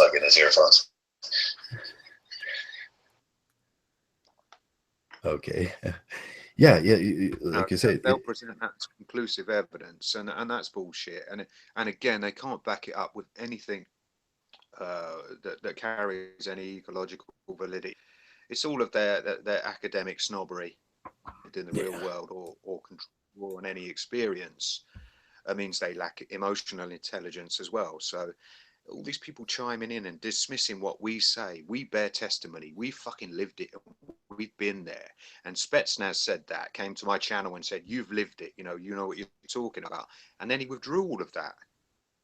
Did his 180 and went back to the plantation, stroking Nico's ego. What the fuck's all that about? Hey, how's it going this morning, guys? Good. Are you hearing me okay? Or is there still like a feedback? There's an echo. Hold on. Yeah, sometimes if you use Wi-Fi, there's an echo, and then sometimes it's the speakers in the background. Yeah. I hear a lot about agency and individualism and Mgtow, and I think that the individualism that we create in Mgtow here is the tool we use to bring back agency, because the removal of a male agency is one of the biggest parts of getting them into subservience and getting them into those roles that they play. The roles are set out, the roles are put in place. It's a queuing process. Then it's no longer you have your own agency, you have your own individualism, and that's what we try to instill in Mgtow, because them two things in themselves, them are the tools that you're going to use, and those are the tools that you're going to be able to combat this thing with, this gynocentrism. Is this better? Are you still hearing the echo, or is it gone now? It's gone. Dude, I had on the headphones before. I had on my wireless headphones, and you were getting the echo with the headphones. How funny is that? Yeah, that's what I found out with the wireless ones. I have the Wi-Fi set, and I can't wear the Wi-Fi set. I have to plug it into my speakers, and because some reason that the Wi-Fi ones just it's a large echo, or you get that screech in there. Yeah, I don't know. I picked up on some of what you guys were saying. You're talking about some guys going back to the plantation. I heard a couple of names, Spetsnaz and Nico. Yeah, Nico. What happened to Nico? I know that he deleted his channel recently. Oh, yeah, he just went total PUA, and then that was the return of the what were they calling it? The TLF LTR, long-term relationships. They're lobbying for long-term relationships, which is just a walk back into the plantation. Some of these guys, I can't, some of these guys, man, some of these guys, they don't listen. They don't fucking listen. I can't believe that crap. They don't listen. And then they better not come back here with their sob stories after their lives get ruined. They better not. Unbelievable. Guys, some of these guys have been doing this for years, and then you go back to LTR? Wow. Wow. Yeah, that's quite a mind journey there, isn't it?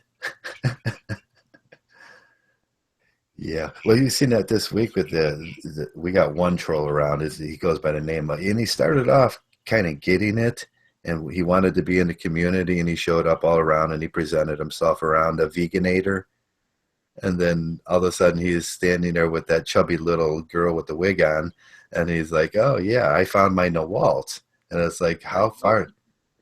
You know what I found? You've got to give someone a good year and just observe them, because they come in and they mimic, and a lot of them just want to feel like part of a group, and they come in and they say all the right things, and you see little cracks appearing here and there, and then a year later, like who was that truck driver? Who was that fat truck driver? What was his name? Oh, Magnus.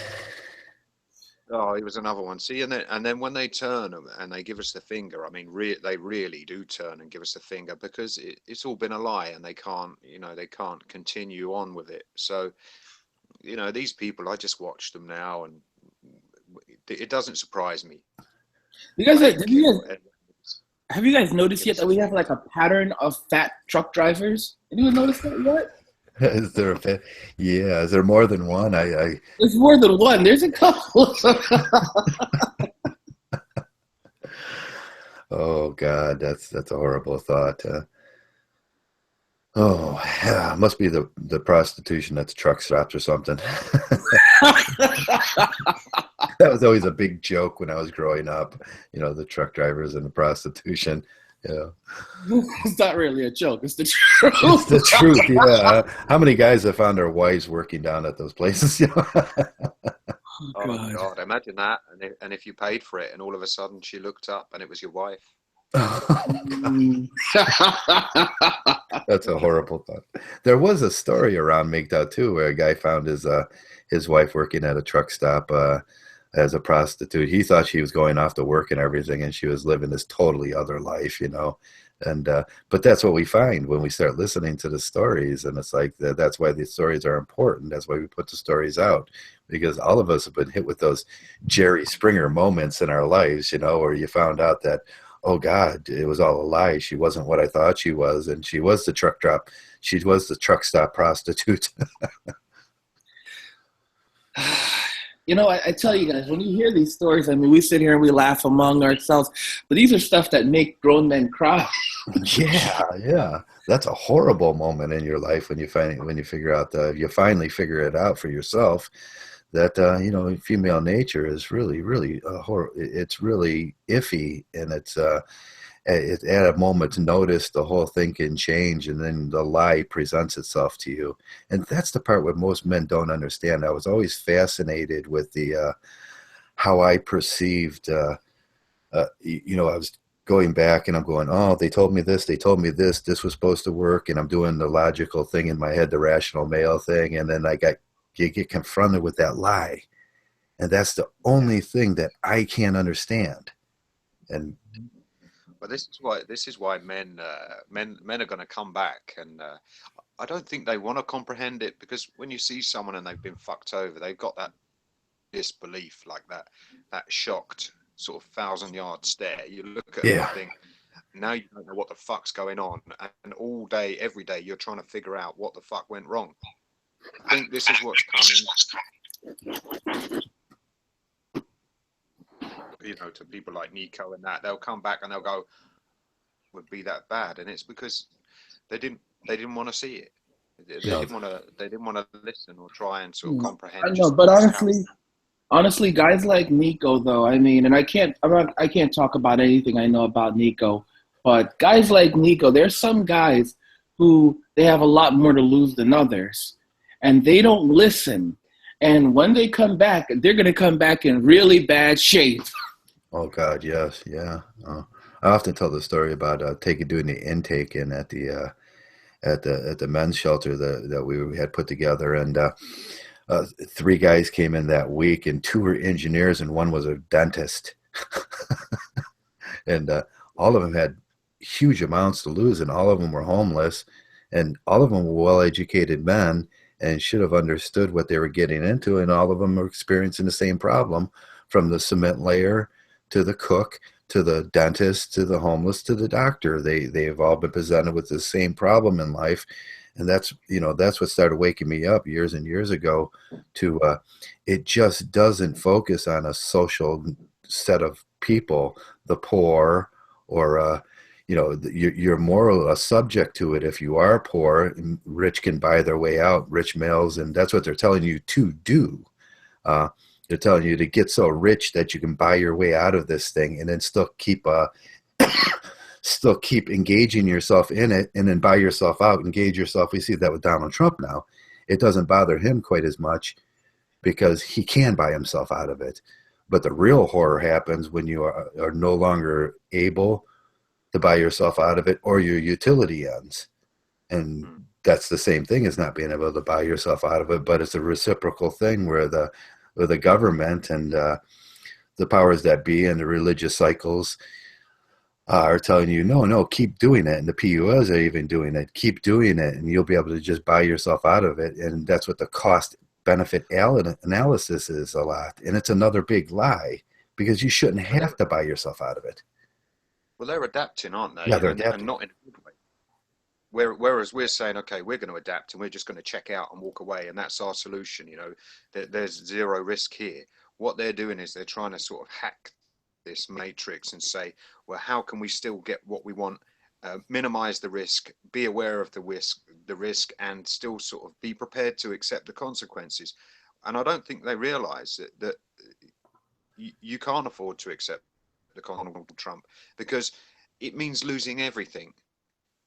If that's an apartment and a crappy car and your TV, you'll lose all of that. Or if it's a fucking mansion and access to your kids and your sanity, you'll lose all of that. It's relative to who you are. The lawyers will clean you out. She will fucking clean you out. And whatever they can take as a percentage of what you're worth, they will fucking take it. And again, back to Nico, he said, well, I can afford it. Well, you can't afford it, because nobody can afford to lose everything, including your fucking mind. Wait a minute. Nico said I can afford it? He said, I'm not concerned about it. I can afford it. And then there was lots of bullshit that came. That little shit. Well, he's well known for saying that he can stare the false rape accusation out of a woman, like some kind of Jedi mind trick, and when you hear shit like that, you think, oh, you want to try that in a court of law when she's on the stand testifying against you. You're going to stare the false rape accusation out of a woman when she's got the full power of the system behind her, and you're not even allowed to look at her in court. In most gives that advice to men. Nico, he's the same guy who made it very clear to me how easy it is to lose your job in some of these high-powered fields over just the most minimal sexual harassment claim. And he's out here doing this type of shit, thinking that he can steer. Oh, my gosh. I mean, there are men with millions of dollars who've had their lives destroyed. And he thinks that he really thinks he's that. These are the guys who get fucked over hard and end up homeless. These are the homeless guys. Yeah. Now, I like to look at, in these sort of situations, my argument with the MRA. They lead these men down these paths where they say, okay, the long-term relationships are okay and that. And what you need to do is we need to fight the law. And what you're doing is paying a lawyer. And it's the same thing as the marriage. And then now the lawyers are catching on to this. Okay, marriage is declining. Now what we see is the lawyers are catching on to these things, and they say, okay, now we just do this by other means. We'll do this by rape accusations. Now that's the same thing. We'll do this by violence accusations. It's the same thing. If you have a child with a woman and you get a violence accusation, or if you even migrating, if a woman, you think that you got these guys that go, okay, well, I'll just go get a foreign bride. And one of the first things the lawyers have fixed on that within a domestic violence thing is she gets immediate citizenship, and then she gets a divorce. And it's the same thing as the ritual marriage. The rape accusations are the same thing. If we lower the bar on the rape accusations, you can make those actually into the penalties that enslave men. False accusation, rape, domestic violence, all these are just replacing what we used to have as the ritual system of marriage. And the government itself and the legal institutions are buying into this lock, stock, and barrel because, well, they see their other multi-billion-dollar industry closing down, so there has to be a new multi-billion-dollar industry, and there's all these accusations we just seen with. He's not one of my favorite guys. And Gert Wilder and was that Spieden or Dushland? They don't want him to run, so the legal people and that just gave him a charge of inciting some kind of saying something. His crime was saying something about the Moroccans, and they relieved him of his right to run for office. So these things are useful. These things become useful tools for the system that is in place. And my argument with the MRA is that they put men in those places where they can get affected by these, and then the lawyers can keep doing what they're doing. The judges can keep doing what they're doing. They're just by any other name. A turd is a turd. And there's just by other means, by foul means is what I call it. And PUA resembles that by foul means. You don't have to be married. If you're doing these things, if you're doing this mating and this thing, you're going to end up with the same results, and the same lawyers and the same industrialized system is going to come visit you. People have made stupid videos and made assumptions and all that sort of stuff. And they've always said to me, oh, your ex-wife and you pay child support and all of this crap. I was never married. Yeah. And I don't pay child support. So these people are misinformed, and it comes from the fact that they don't know what they're talking about because they've never been there. I've never been married, but I've been homeless twice. I've lost 2 homes. I spent 3 years going through the family courts as a litigant in person, so I had to represent myself. I've been to prison. I've done all these fucking things, and I was never married. You don't need to be married. You don't need to be married. She's going to take half your shit as well. It's the biggest fallacy going. They don't take half your shit. They take all of it. And you don't need to be married. You just need to live with someone. And it happens as a consequence of her being awarded the house because the child lives there. Yeah. And all your stuff is in there. So you've got to be a pretty heartless cunt to go in there and empty a house when your child still lives there and your kid's sitting on the furniture and watching the TV.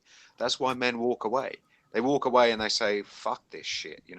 I'm not going to have my child see me as the bad person when I go in and take everything back. The car she goes to school in, the TV she watches, the bed she sleeps in, even though you've paid for it.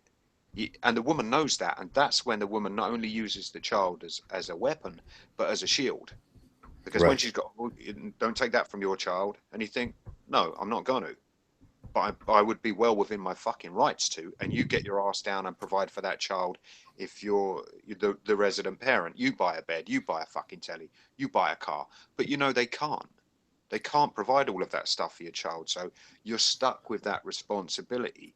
Yeah. And, you've got to live with it. If your child grows up in poverty because you've walked away and confirmed their suspicions about this deadbeat dad fucking myth, then you know better than anybody else. So you got to walk away with your, I don't know, whatever's left intact. Messenger, the Traversable was on my pod. He was co-hosting a podcast last night, and the topic was, are women evil? What do you think? What do you think? Man, before I started the podcast, I was honestly trying to say, you know what? It's not that they're evil, it's just that they do evil things. But after listening to Traversable, by the end of the podcast, I was like, no, women are fucking evil. They are fucking evil. Let's use I don't know, Ted Bundy as an example. Do you think Ted Bundy was evil? Hands down. Okay, but he didn't kill women every single day. He didn't do it from the day he was born. There were a few instances of him killing women. Yeah. But because he did those things, that makes him evil. Now, you know yourself, Link.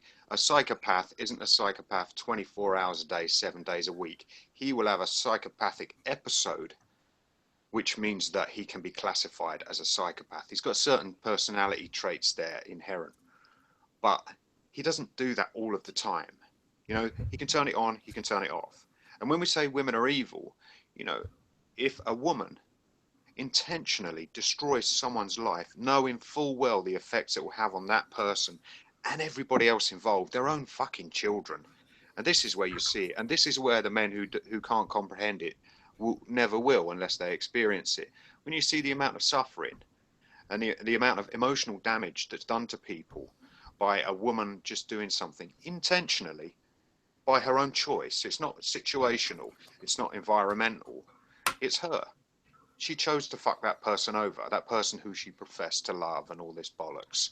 She might have even made marriage vows and said all of that shit in front of her family and his family and their entire group of friends. I promise to do this in sickness and in health, with her fingers crossed behind her back going, fuck that shit, I'm going to turn him over. And she does. And for that fact alone, the fact that women can't be trusted, they're not loyal, and they can switch on a man, and it's just unpredictable. You can safely generalize and say women are inherently evil because they do these things and they've done them and they continue to do them. You know, and if they can defer the responsibility to government or anybody else or diffuse it by saying, well, everybody else is doing it, or, you know, then it makes it even worse. They're trying to justify what they do. And they're going to keep doing it until they're punished for it, until they're blamed for it, until people call them out on it. Yet we try to call them out on it, and we've got men in our own community calling us out for calling them out. Yeah. And saying, you know, we're demonizing women. We're not demonizing women. What we're saying is what they do. Listen, you know, something I've said, Messenger, is that something I say on a lot of my podcasts, and someone pointed this out, is that some men are born to be servants and some men are born to be masters. And when you listen to these podcasts and you listen to the guys talking about this shit happening and you listen to these stories, if this stuff doesn't touch you as a man, if this stuff doesn't wake you up as a man, nothing is going to change you. All right? Nothing's going to change these guys. Some of these guys will always be slaves to their impulses. They'll always be slaves to the gynocracy. These are the kinds of men that should never have been allowed to reproduce in the first place. Yeah. I always look at the legal system and pretty much the health and human service system and the normalization of that moment, that momentary evil, that 1 second where you can do something to afflict harm on another person and forget about it. The legal system does this in a way with judges and everything. That 1 second that, and women do this. It's never that 13-year relationship. It's that 1 second when that evil comes up and they say, okay, I'm going to throw everything out. I'm going to destroy everything. Now, when we look at the normalization of that 1 second, and even with when we talked about Eichmann and the banality of evil and all of that, it wasn't that he did that 24/7 hours. It's that 1 minute where he pushed a button. And we talked about that with Hillary Clinton. What's going to happen with that 1 second when she has that decision to make to push the button? Well, And there's a sadistic pleasure they get out of it as well, because Yeah. a lot of it is ongoing afterwards. I mean, they might do one act that fucks a man's life over for years and years to come, but the woman will revel in it, and for those years to come, the contempt she has for that man and the fact that she adds to it whenever she can, you know, by ringing government agencies to chase him, this and that, and try and screw him for more and more money, and they enjoy seeing the man suffer. You know, they enjoy seeing him struggling to find a decent place to live. They run him down and say, oh, you can't even provide for your child now, apart from the fact that he's got to try and provide for her, you know, and pay into that fucking house that he doesn't live in anymore. And then he's got to support himself and you know, find a home that's suitable for a child as well, so his own child can stay with him if the child is allowed to, because they haven't established whether or not the biological father is going to fuck around with his own kids or not. You know, it's like guilty until proven innocent. All of these things, I mean, it goes so fucking deep. And the fact of the matter is this: men aren't allowed to protect their own children. And children are far more at risk of abuse if the biological father isn't there. So now who's putting kids in danger? Not men. It's women and the state by removing the biological father. Yeah. And Yeah. you know, all these things come into your mind, and you think, well, I'm not there to do anything about it. It goes on and on.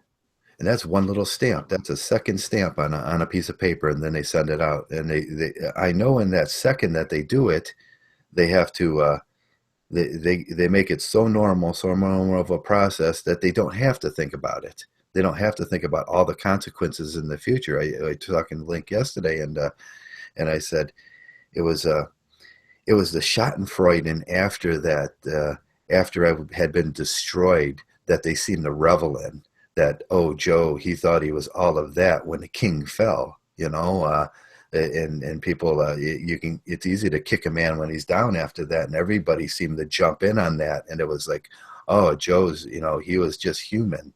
He wasn't that, he wasn't what he thought he was, and no matter how high or secure you think you are, that 1 second ruins your life, and then it's that time afterward where you get to witness all that Schadenfreude, all the people coming around and going, oh yeah, you thought you were all that much, and no, you're just a bum now, you know. And it's like, oh fuck. Let me read something real quickly.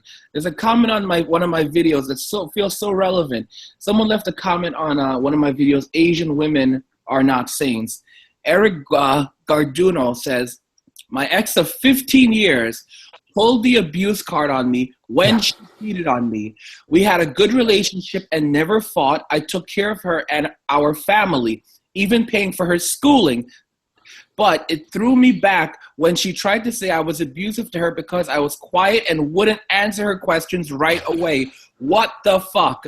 I didn't answer because most questions she thought of were before giving random answers.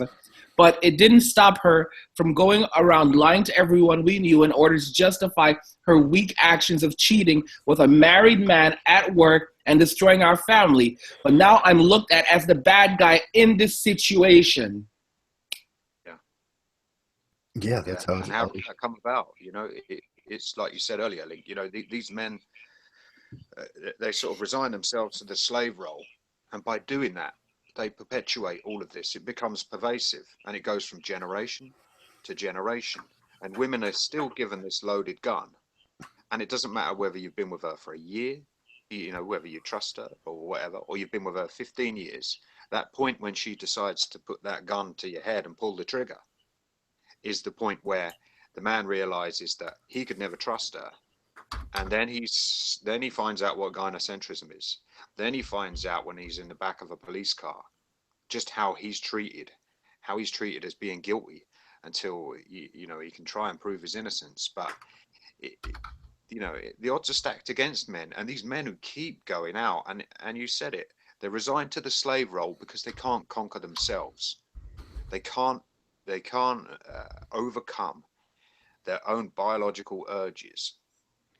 Even when they're presented with all the risks and consequences, they just say, well, fuck it, you know, I'll sacrifice myself anyway because I'm that weak. And it does come down to men being weak. And when I use the word weak, fuck, that triggered so many people. You know, how dare you call me weak? Well, don't be fucking weak then. But what else can I say? You know, don't come here complaining and talking about all the issues that men face today if you're prepared to go out and get yourself fucked over. Because if you've been given the information and then you get fucked over, you've got no right to complain. Exactly. That is, don't come back here. And you know, the fucked up thing is so many of these guys are going to come back here after they don't listen. They're going to go and they're going to get fucked. And then they're going to come back and they're going to want Traversable. I got my life fucked up. Oh. No. Don't take these guys back in. All right? Leave them and let them lay in their own shit that they created for themselves. Yeah, you see, aren't these the guys that are going to do it again and again and again? We see so many incidents that I can look over and survey my my environment, my area in life, and my friends that I see at least 6, 7, 8, 9, 10 guys that learned their lesson, lost everything, lost their house, rebuilt again, and then went back and did it again, and then went back and did it again. They want to sort of prove that they can. They have to try and master it. You know, this. Oh, it's just so sad to see where they think that they've done something wrong, and they think, no, I can't accept failure. I've got to try and do, and they'll do it till the day they fucking die. Just accept the fact that it doesn't work. You can't make it work, and when it goes wrong, and it's out of your control. And you know, you can't stare the false rape accusation out of a woman. You can't do these things. You can't play mind tricks with a family court. You go in there, and then it becomes real. And when it becomes real, you realize just how fucking small we are as men, just how insignificant we are, and how they fucking squash us. And when you realize you're small and insignificant, then you realize that you've got to stop pretending to be this big man that can take on the fucking world, because we can't. And that's the way things are. And that's the reason why we fucking walk away, because we can't win.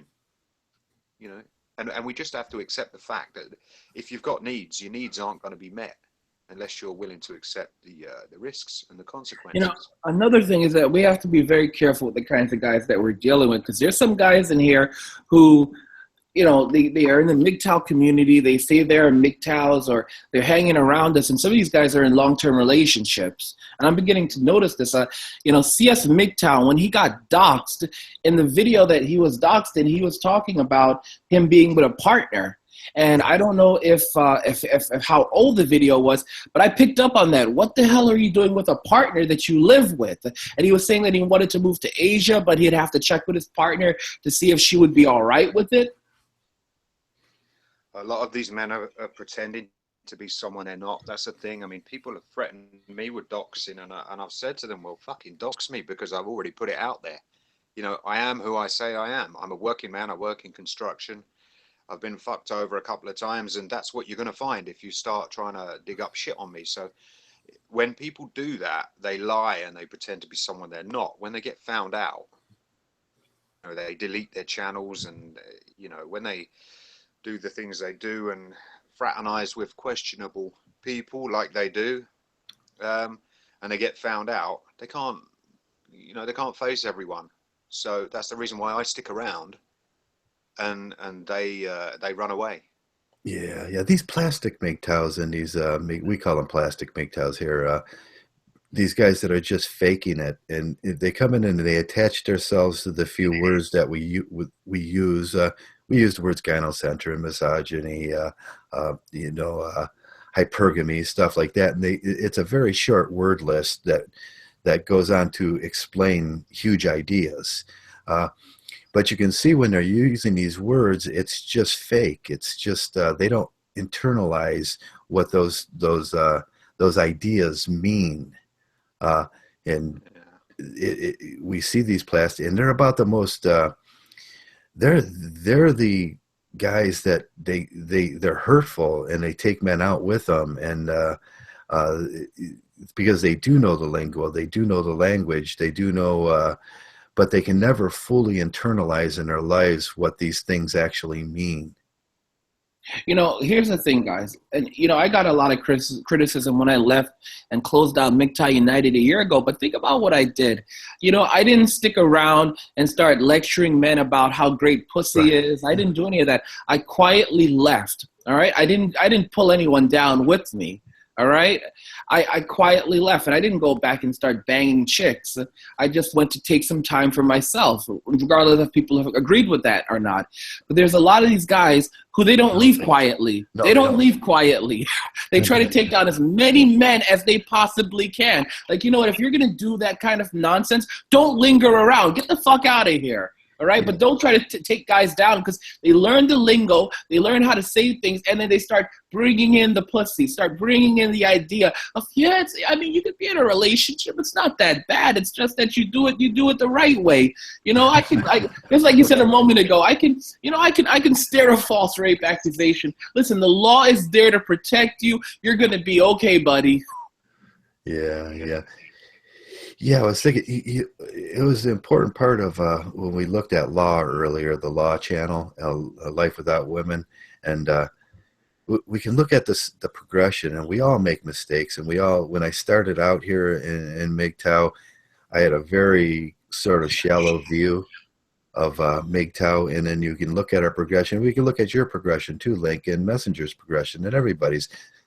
You can look at the total life of their channel, and then you can see how they've worked. We all come to the same the same conclusion after a while, and it's like you say, all roads lead back to Mgtow, and there's the same conclusion that we all come to, and it's we can, like Messenger was saying earlier about the economics of this thing. I'm not sure if that was the right word. It all becomes very clear what we're all seeing the same thing, and there is a real growth period that has to happen. But these guys, you give them the simple tools that they need, and they take them and they don't do it, or they reject them, and then they do the thing where they, like Nico did, where there's a lot of self-sabotage because they don't want to go back. But in that process, now they do the same thing that we have talked about. They do the same thing. They have to dehumanize the rest of us to make themselves feel better about themselves.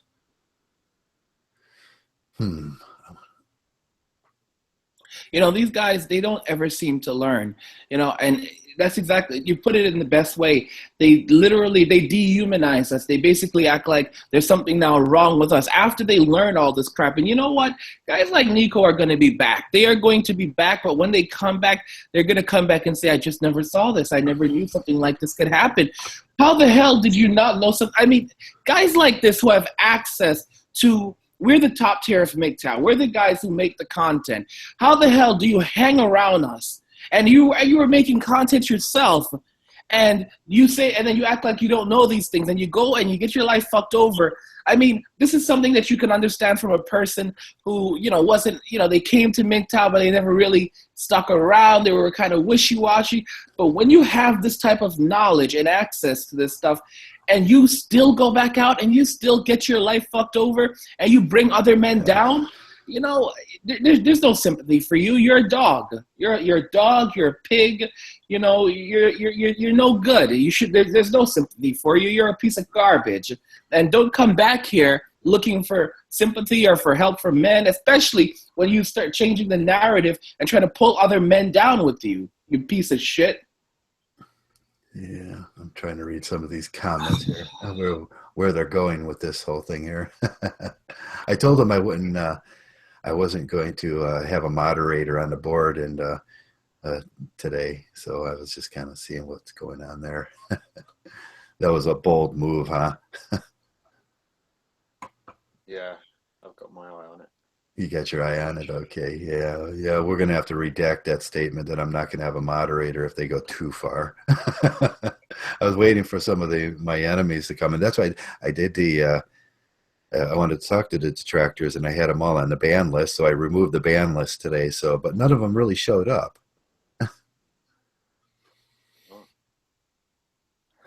Well, they'll just get banned again, won't they? Yeah, well, that's what I was hoping for, because it's always funner doing the secondary ban after you let them back in. Yeah, you can reban them, because banning them the first time wasn't good enough. Like to go back for the filthy Sanchez and ban them again.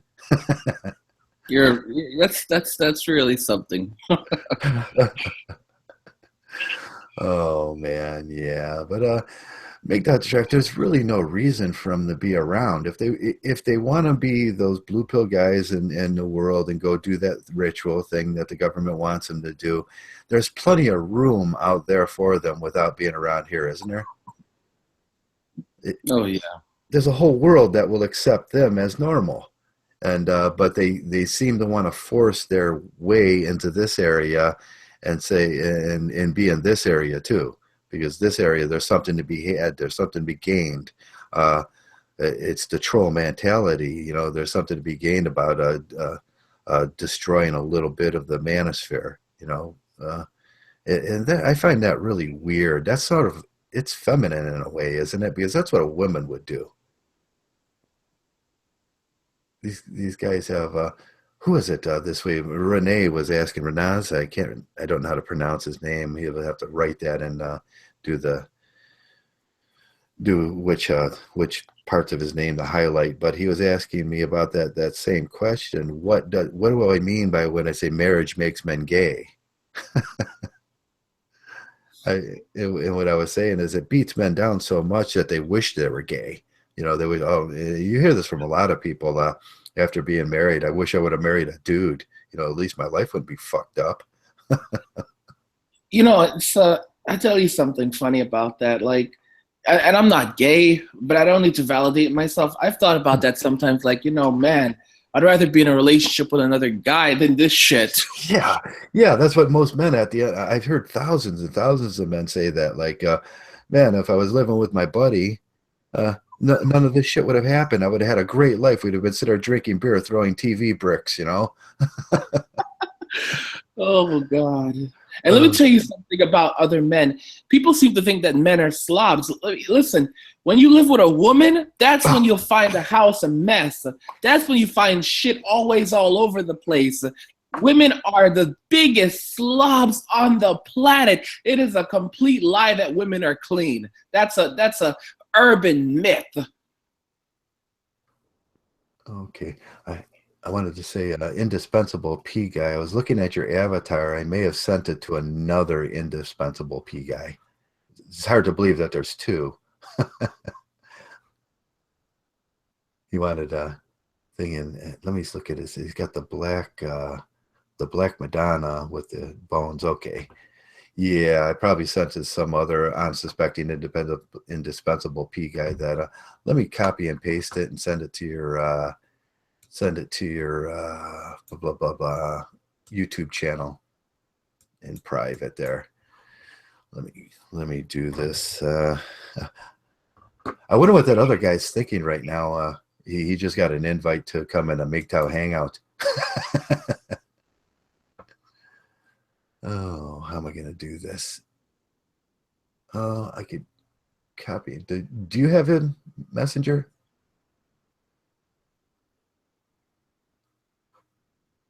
I wonder if Messenger has him on his G plus. IPG. Yeah, IPG.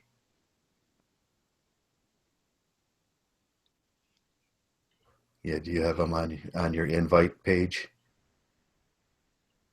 I might do. I should have. Yeah, you got to be on the G plus invite page to bring him in. And let me see if I got him on mine. They changed up the menu, didn't they?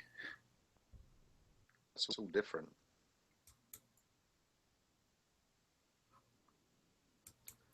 It's not letting me add people. It's not letting you add people? Okay.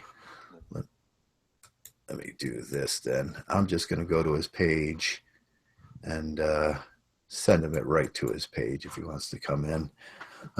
Sorry about the confusion, guys. Now I got to do this. You know, I tell you, Traversable, your podcast. How do I put it? They're like a fine wine that have aged, though. You know, a fine aging wine over time. Fine aging wine over time. Yeah. They used to be quite chaotic, didn't they? And then, oh God, nope, that's not it.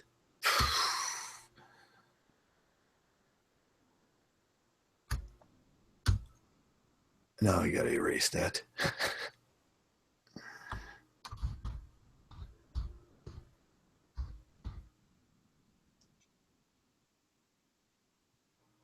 Let me see this.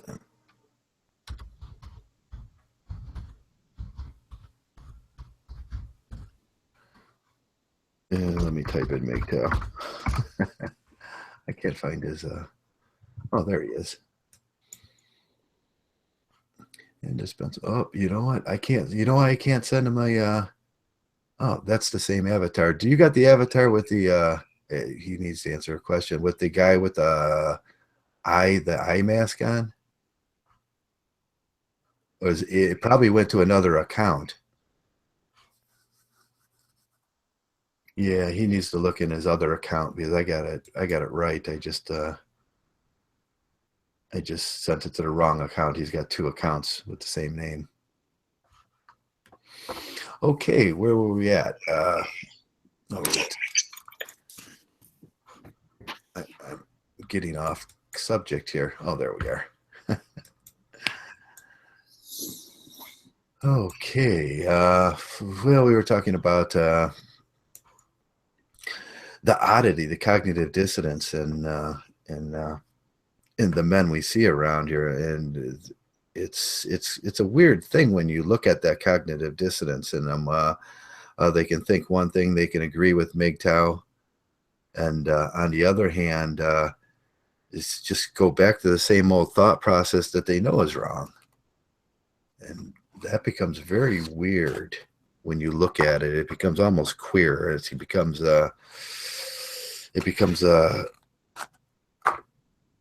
just cognitive dissonance, and you look at that and say, well, is this the way the world functions? Is this the way the world thinks?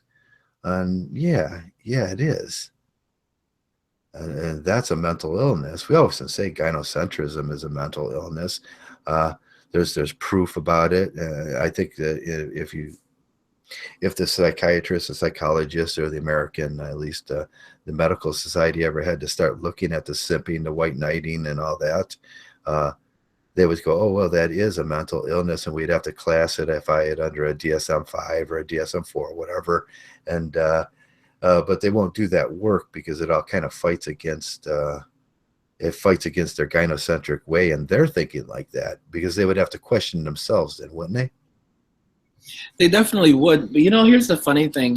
If society ends up going to a point where things are collapsing and dissolving all around us, this is something that Not Sure pointed out. Whenever this happens, the society and women always end up putting men back on the top. And I'm telling you guys, you're going to see it'll happen like overnight, and it's going to happen soon. You're going to literally see as things get worse for women and society can no longer maintain itself based on its whores extracting money from men and all the other crap. They are going to put men back on the top, and they're not going to want the effeminate man. They're going to want the masculine man. Man up, take responsibility, save society. Yeah. We're gonna start seeing all of this shit on television again, because anytime things go to hell, they want the man to come in and save society. So again, the white knights, the manginas, they're gonna just like, they're gonna vanish. They're still there, but they're gonna sit around waiting for men like us to come and save the day. But the great thing is that this time we're not coming. We're not coming. We're not there to save the day anymore. We're not going to do that anymore. That's the horror of Mgtow. When these people, when they look at Mgtow, they see it, and then they start learning a little bit about it, and they go, oh, wait a second. These men are just going to step over us. These men are going to treat us like we've treated them for so long. And then we start talking, oh, they understand true equality, and that's true equality is a system of merit. And that's when it starts ringing in their head as, oh no, we can't get the trap is not set anymore. Men are seeing it, and without the trap, it's useless for them. Yeah. Well, I think this podcast is about dwindling down now. It's gone like 2 hours to a little over 2 hours. I can't really tell, and I'm probably going to get ready to wrap this thing up. Does anybody got any final words? Let me ask Messenger, would you like to join me on a podcast in 2 hours? Who, Joe? Messenger. Seriously? Seriously? Knackered, yeah, I've got to get up really early. So I know what it's like, these podcasts. We sort of go on to the early hours, and then it affects your life, doesn't it? You get up for work on a Monday and you think, oh fuck, But rain check. Yeah, I will join you on your channel, because I want to support your channel, because you've got the same message as us. Yeah, let's make a date another time, and maybe around Christmas, because I've got like 10 days off then. I've got a lot of time, and I could join you then. Well, you know what? Actually, I'm actually going to be doing a Christmas Day podcast. So it would be great to have maybe that's what I should do for the Christmas Day podcast is have a bunch of you guys on. Have a bunch of you big guys, big guys on. I could possibly get turned on. Maybe Mgtow 101. We could do the Christmas Day podcast for you guys, for the people. So that's something we can consider. Yeah, that reminds me, the 24/7 New Year's podcast. I don't know if the guys want to do it again this year. We're going to do 24 hours of Mgtow because that's my dream.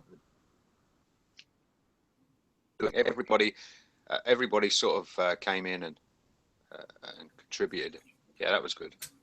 Yeah, I like that, and we're going to do that again this year. I got to start putting it together now about 9 if I can get some guys like independent, but it's P guy, and we can get together with them and get everything, get some time periods and time slots figured out. We can do that 24/7 one again, and around right on New Year's Day probably, and yeah.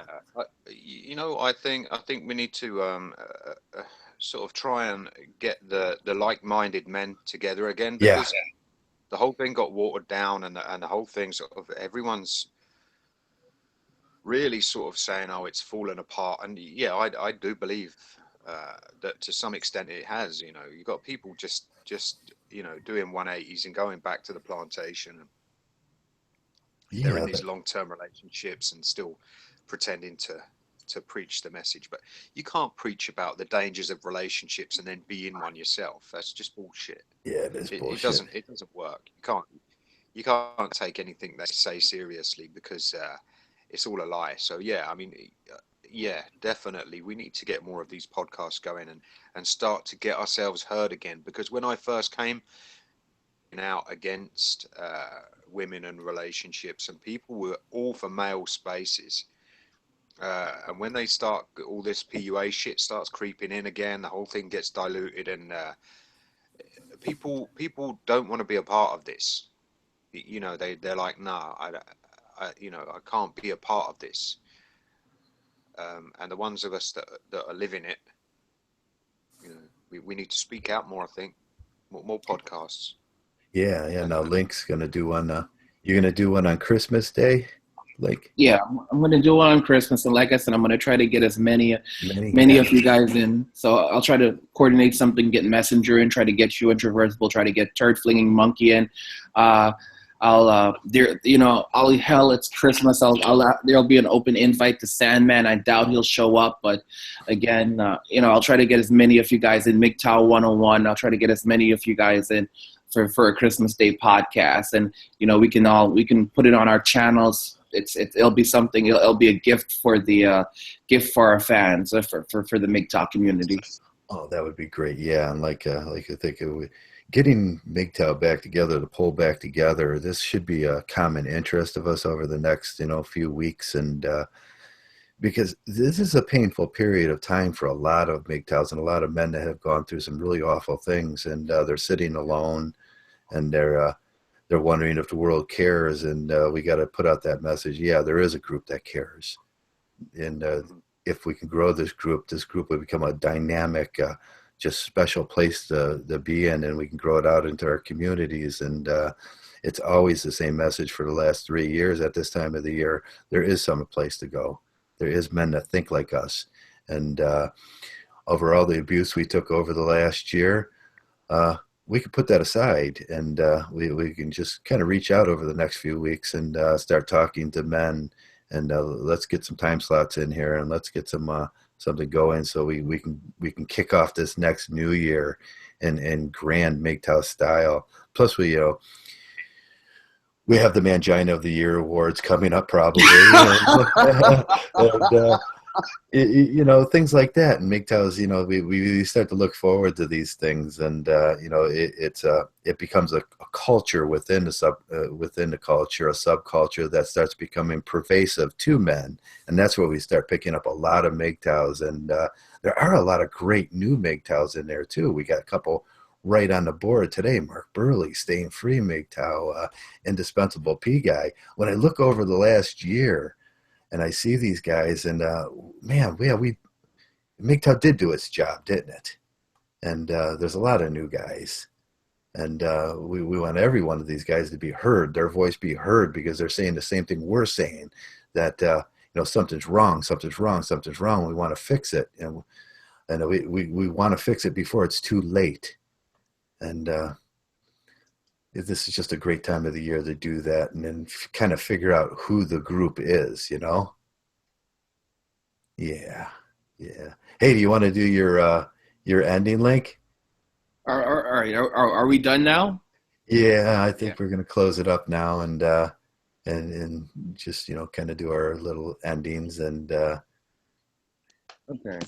All right. So I mean, it was great to be on, and I just want to remind all the viewers that all roads lead to Mgtow or death.